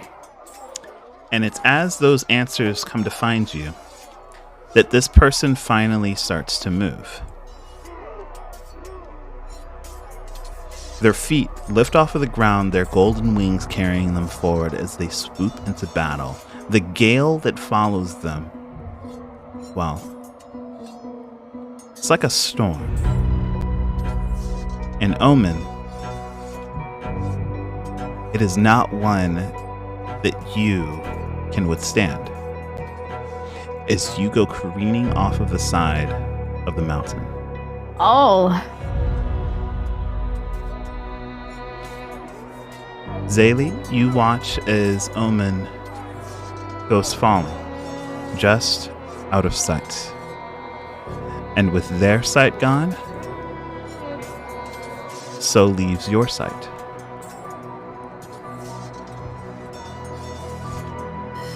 Okay.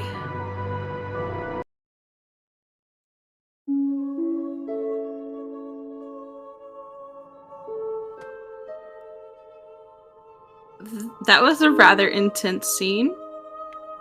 And I got the least amount of trauma from it. Congratulations, Omen, you have a mom!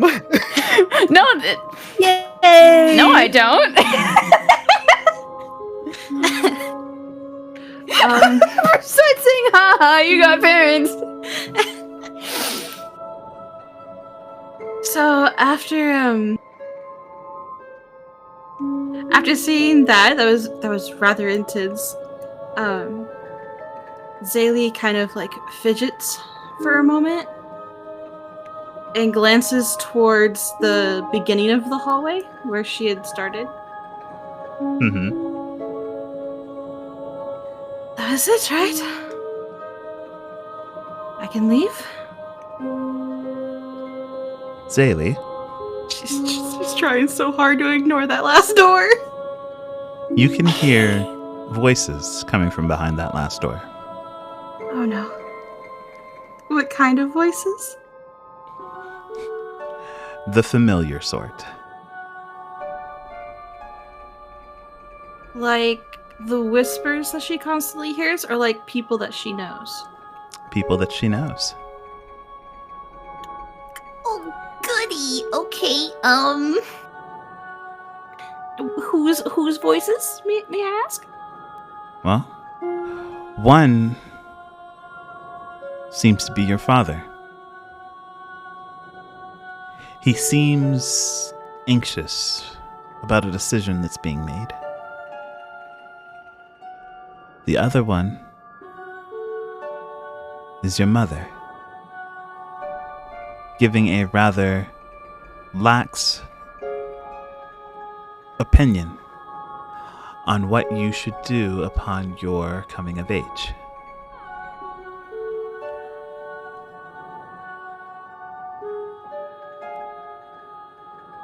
Okay.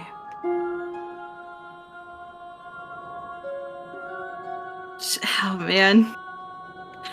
So she's like super conflicted at the moment. Hearing her two parents talking like that, s- oh man, kind of sends her into a flighty panic again.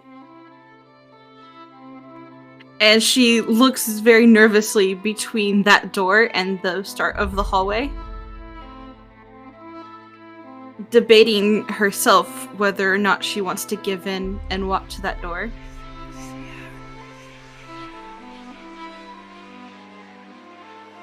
You start to debate. And almost as if, finally, the thought of having choice is worse than the thought of having the choice made for you. You find all of your faculties about you. This choice in your hands. What are you doing, Zaylee?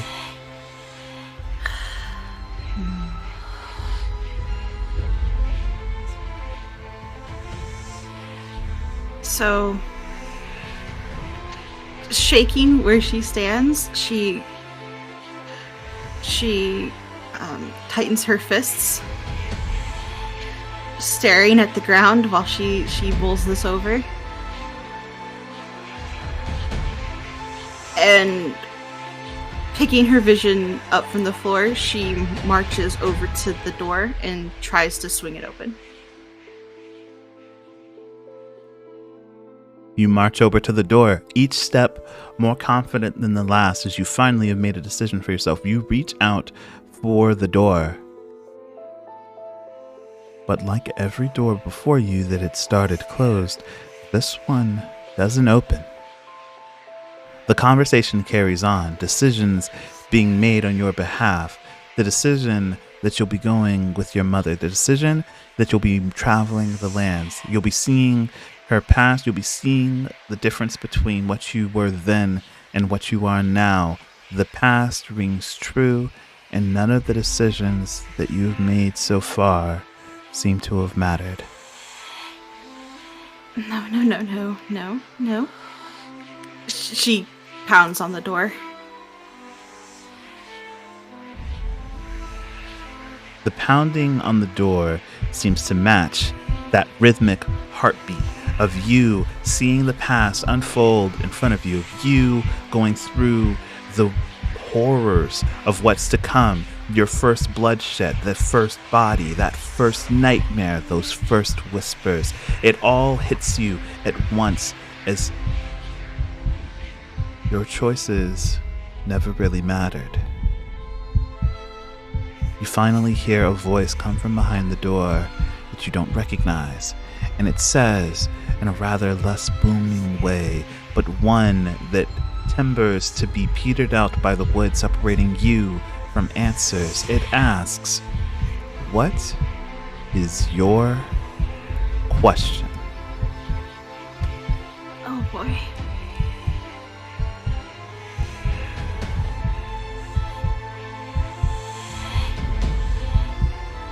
I need to make a save. Can I have a wisdom saving throw from you? Oh boy.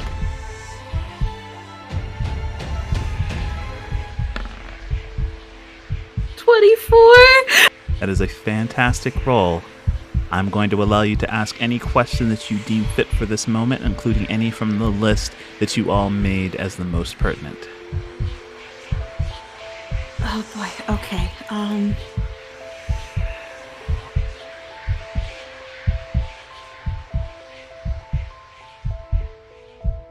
Oh, Zaylee, what do you do?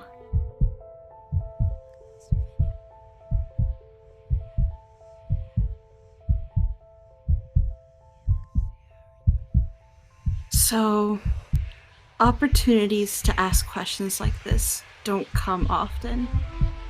And she's been able to hear everything in all these rooms, right? Yes. Okay.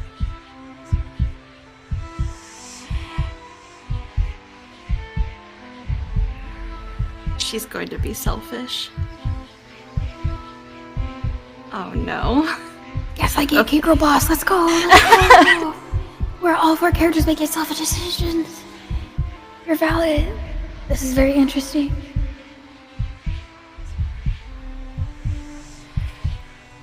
Who is it that stole my agency, that speaks to me and compels me? Who is it?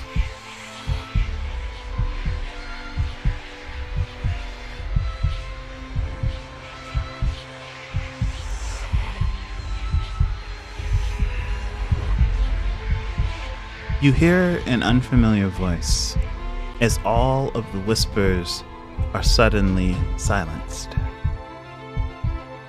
This voice speaks as if there is not even a door in between you. Its voice rattles inside of your ear, and more than that, it rattles inside of your chest.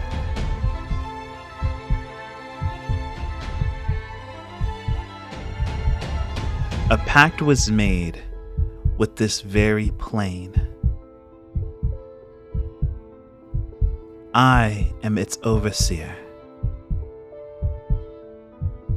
I have delivered power in exchange for those who would do my bidding to bring me salvation.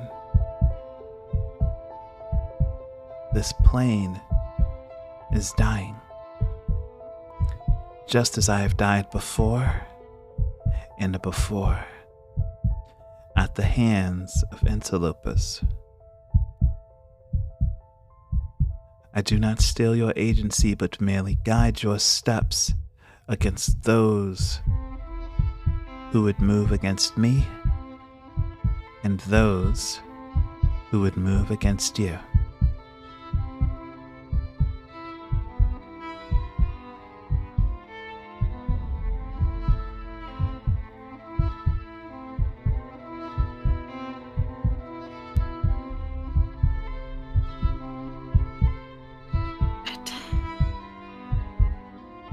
Doesn't make any sense.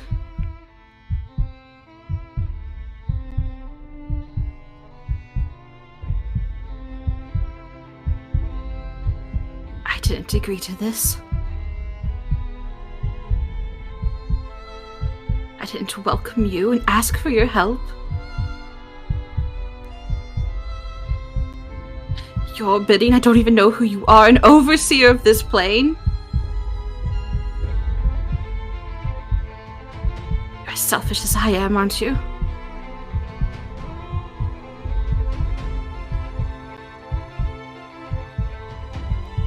As many questions as you have, as your thoughts think to spin out of control, no answers come. And instead, only darkness.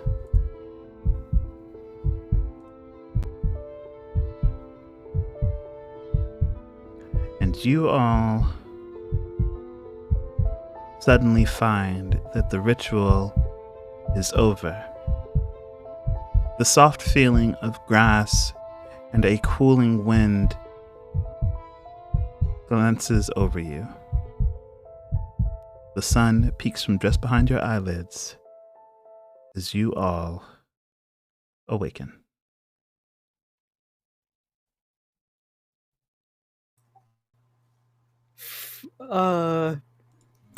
Any nausea? Anthem? I was Any sickness? moving the scene. I'm sorry about that. How we doing? Yeah, when you all wake up, can I get Constitution saves from all of you? Man, I should be fine. I do have traumatic experience. Pounding the floor. Yeah, that seems about accurate. Wait, what was it? A constitution? Yes. Constitution Con save. Oh boy. Oh fuck. Where is it? That's a 18, baby. Oh shit. Oh, oops.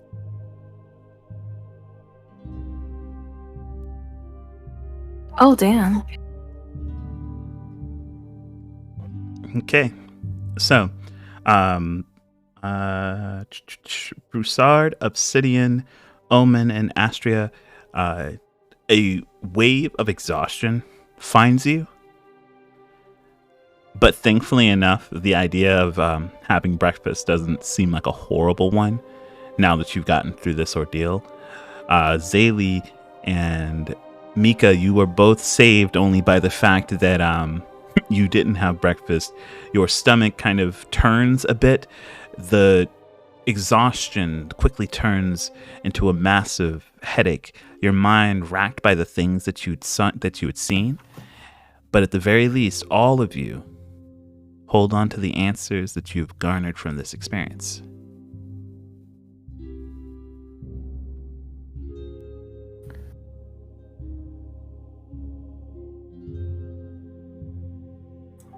Zaylee kind of reels forward in the grass. Oh, Okay, so I wrote everything that down. was a lot.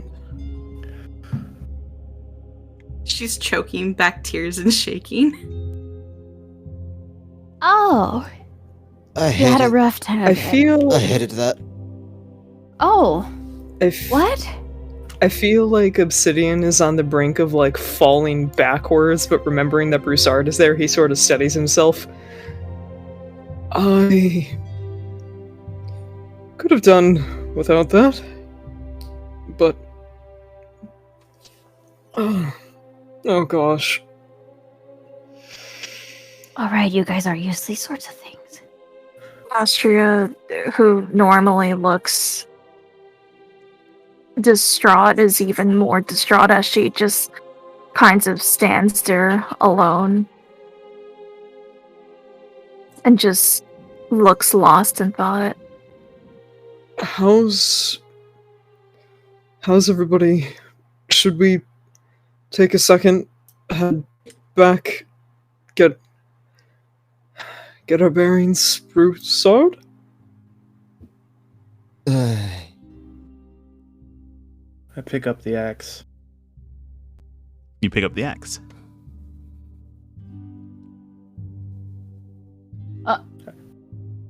I come down to the tree where the tree is healed over from the previous axe impalement. Mm-hmm. I am very sorry, tree. I'm gonna swing into the tree. Oh my god. Does Oh. does anyone want to, just because you have the Broussard, ability to, does anyone want to react to this? I don't think I think everyone's fucked up. I'm wallowing. I'm running over. I I don't think most of us are in a shape to do anything. Okay. Are you guys trying to actually interfere with them swinging, or are you just kind of there inquiring why they've taken the offensive against the tree? yeah. Questions. It's not so much admiration from Obsidian and more so just concern on all ends. I feel like even if he doesn't fully understand how the tree works, he understands it's some sort of a living thing, so he's just prepping healing spells in hand for the consequences of Broussard's actions. Okay. I swung at the tree. I was aiming for that spot that had already been previously broken open. Okay. You aim for that spot and you swing, and much to your chagrin, the wood splits, and rather than seeing like the exposed innards of the tree, you see the tree, but the tree immediately starts to leak this kind of viscous, basically blood. This living organism that has kept your family in this area safe forever, it seems, opens up in front of you with a strike. But you see, or maybe what you were expecting to see, this small glint of purple within the wound. There you are. Okay, so it's a good thing you did that. What is Would anyone going like to on? explain what's happening? I didn't ask the question that I wanted to ask. But wherever I went, it gave me answers anyways. He's found something in the tree, apparently. There's It's- weird goo in there. It's a heart. Oh, you found a heart Oh. in there. Oh, what? Excuse No. me? Of the end. Oh. What? What? Yeah. Huh? Huh. Well, I would assume he doesn't really need it if it's in here. I'm- This is gonna be real stupid. Sure. Any objections to me grabbing this heart and trying to pull it out? You're the expert, so I do not. As wildly horrifying as all of this is, I feel it's more important to ask, can we help? Actually, my brain is going in a million different places and a million different times. I look over to the tree. Is there a body-sized covering or anything on the tree itself? Like a polyp. The answer is no. But in the same vein of you putting two and two together, you recognize the kind of expenditure that came from the tree when you were finally released from it. It mirrors the second one. You mean an emergence, if you will? Mm-hmm. Like a blossom that might have come up from one of its roots.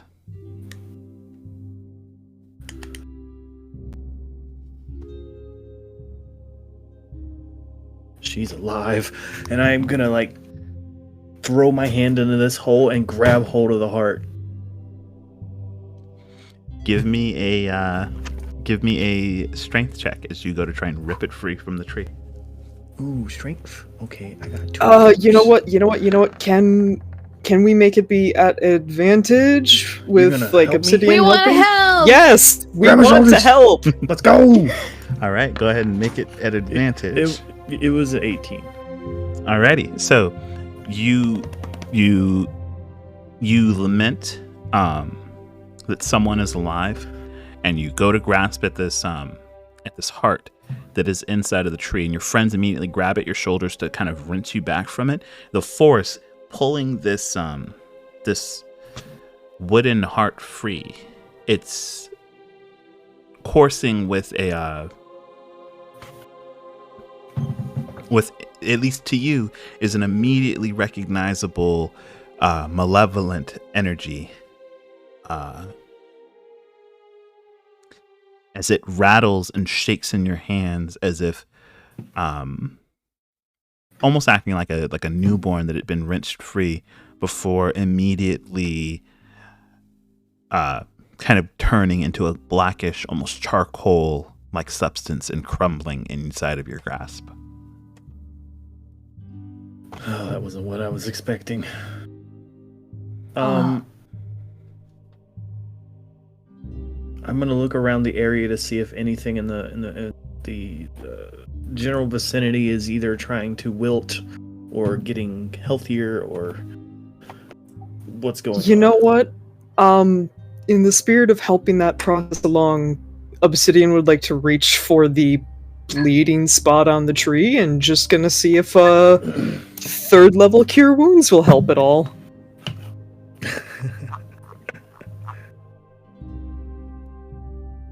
Okay. Broussard, go ahead and give me a investigation check. As Yes, Obsidian, you cast your spell, and Investigation history. you see that the tree does seem to be responding to the positive energy that's coursing through it. As that wound continues to, or starts to get smaller and smaller, before you even see like the growth of new bark appear on it. It responding differently from how most plants usually would. Thank you, Obsidian. Oh, I it's a fleshy tree. was not expecting that to work, but I'm glad it did. It's a tree of life, and you gave it life. Oh. I got a 20. With a 20, you don't notice any growths of anything getting healthier or anything seeming to wither. The tree doesn't seem to respond as much, It seems that whatever you had managed to pull out, or whatever process you had managed to stop, had only happened fairly recently.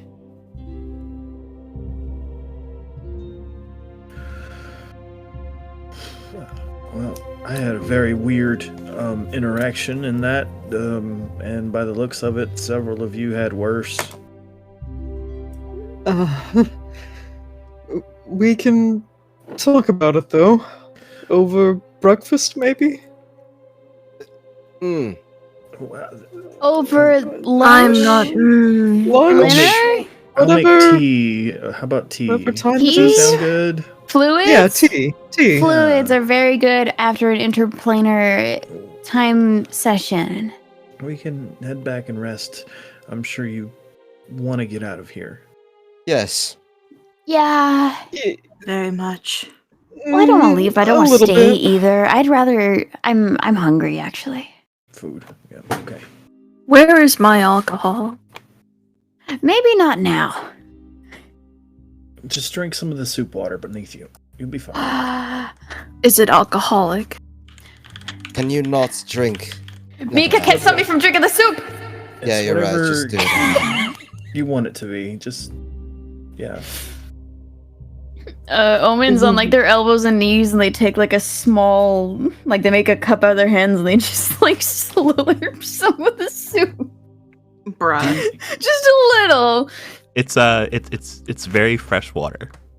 Oh, Do you two need help? Hmm?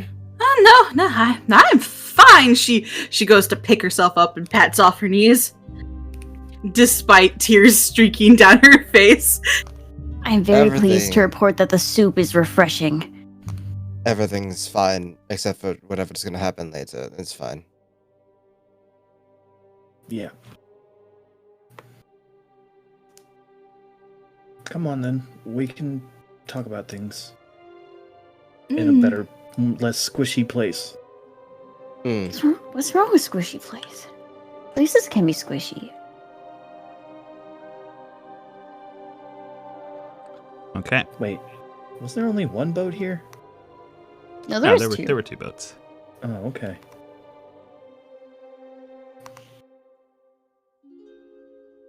So with that,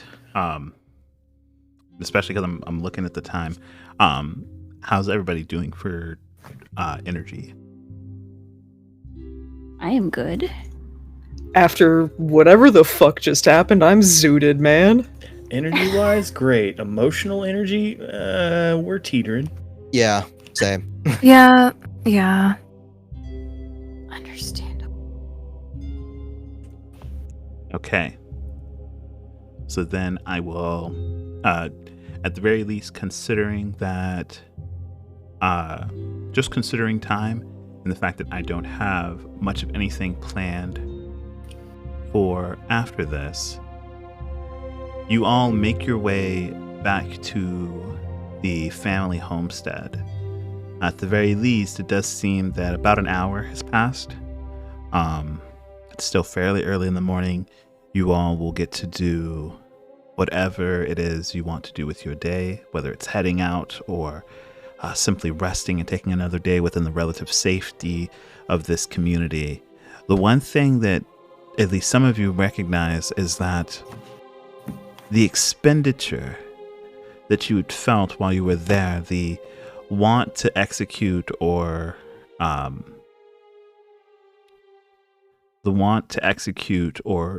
act in those situations, whatever you may have done, whether it been casting a spell or moving, experiencing a great fall or that burning sensation, all of that at least seemed very real as you all suffer the effects of those missing spell slots, or at least that mental exhaustion that now lays on you. But at the very least, you all have answers. The real question now is what you decide to do with those answers, and that will be something that we have to find out on our next session of Capricious Reverie.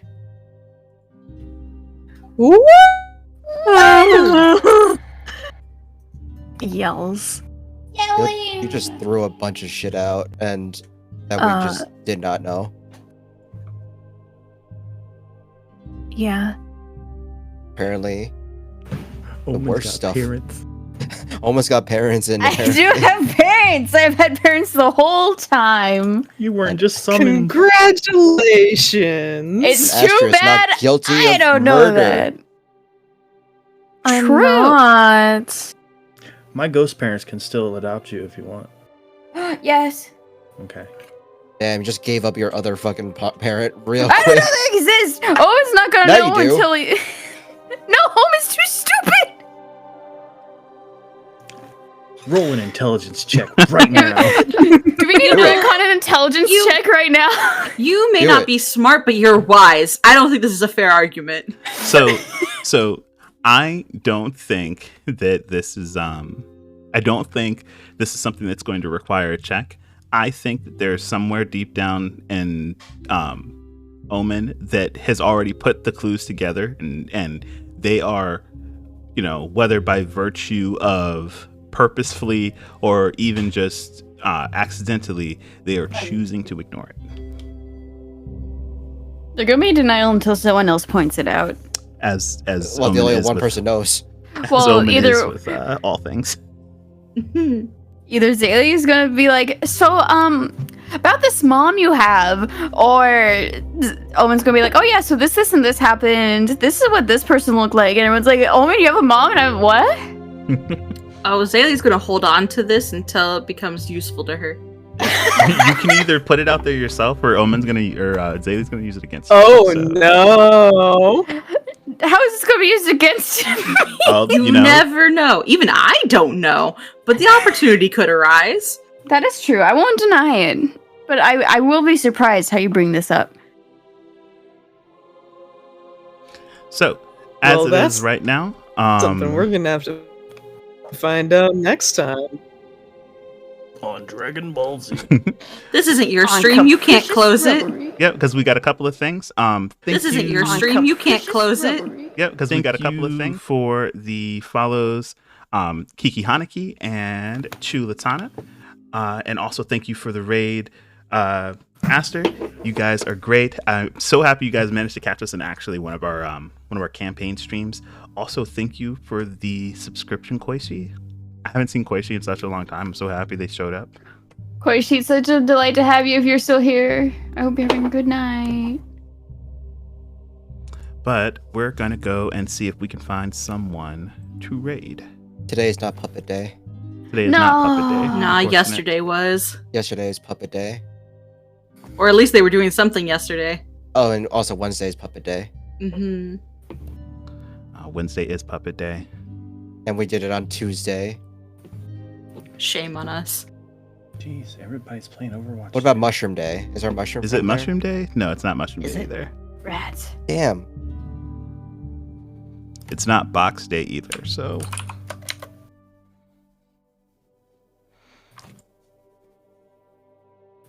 Okay, how long have you been streaming? Well, I got an ad in my face, so that was nice. Oh, that's always lovely. There is Jake the Dungeon Master. They're going in on their 12th episode of The Hunter's Go.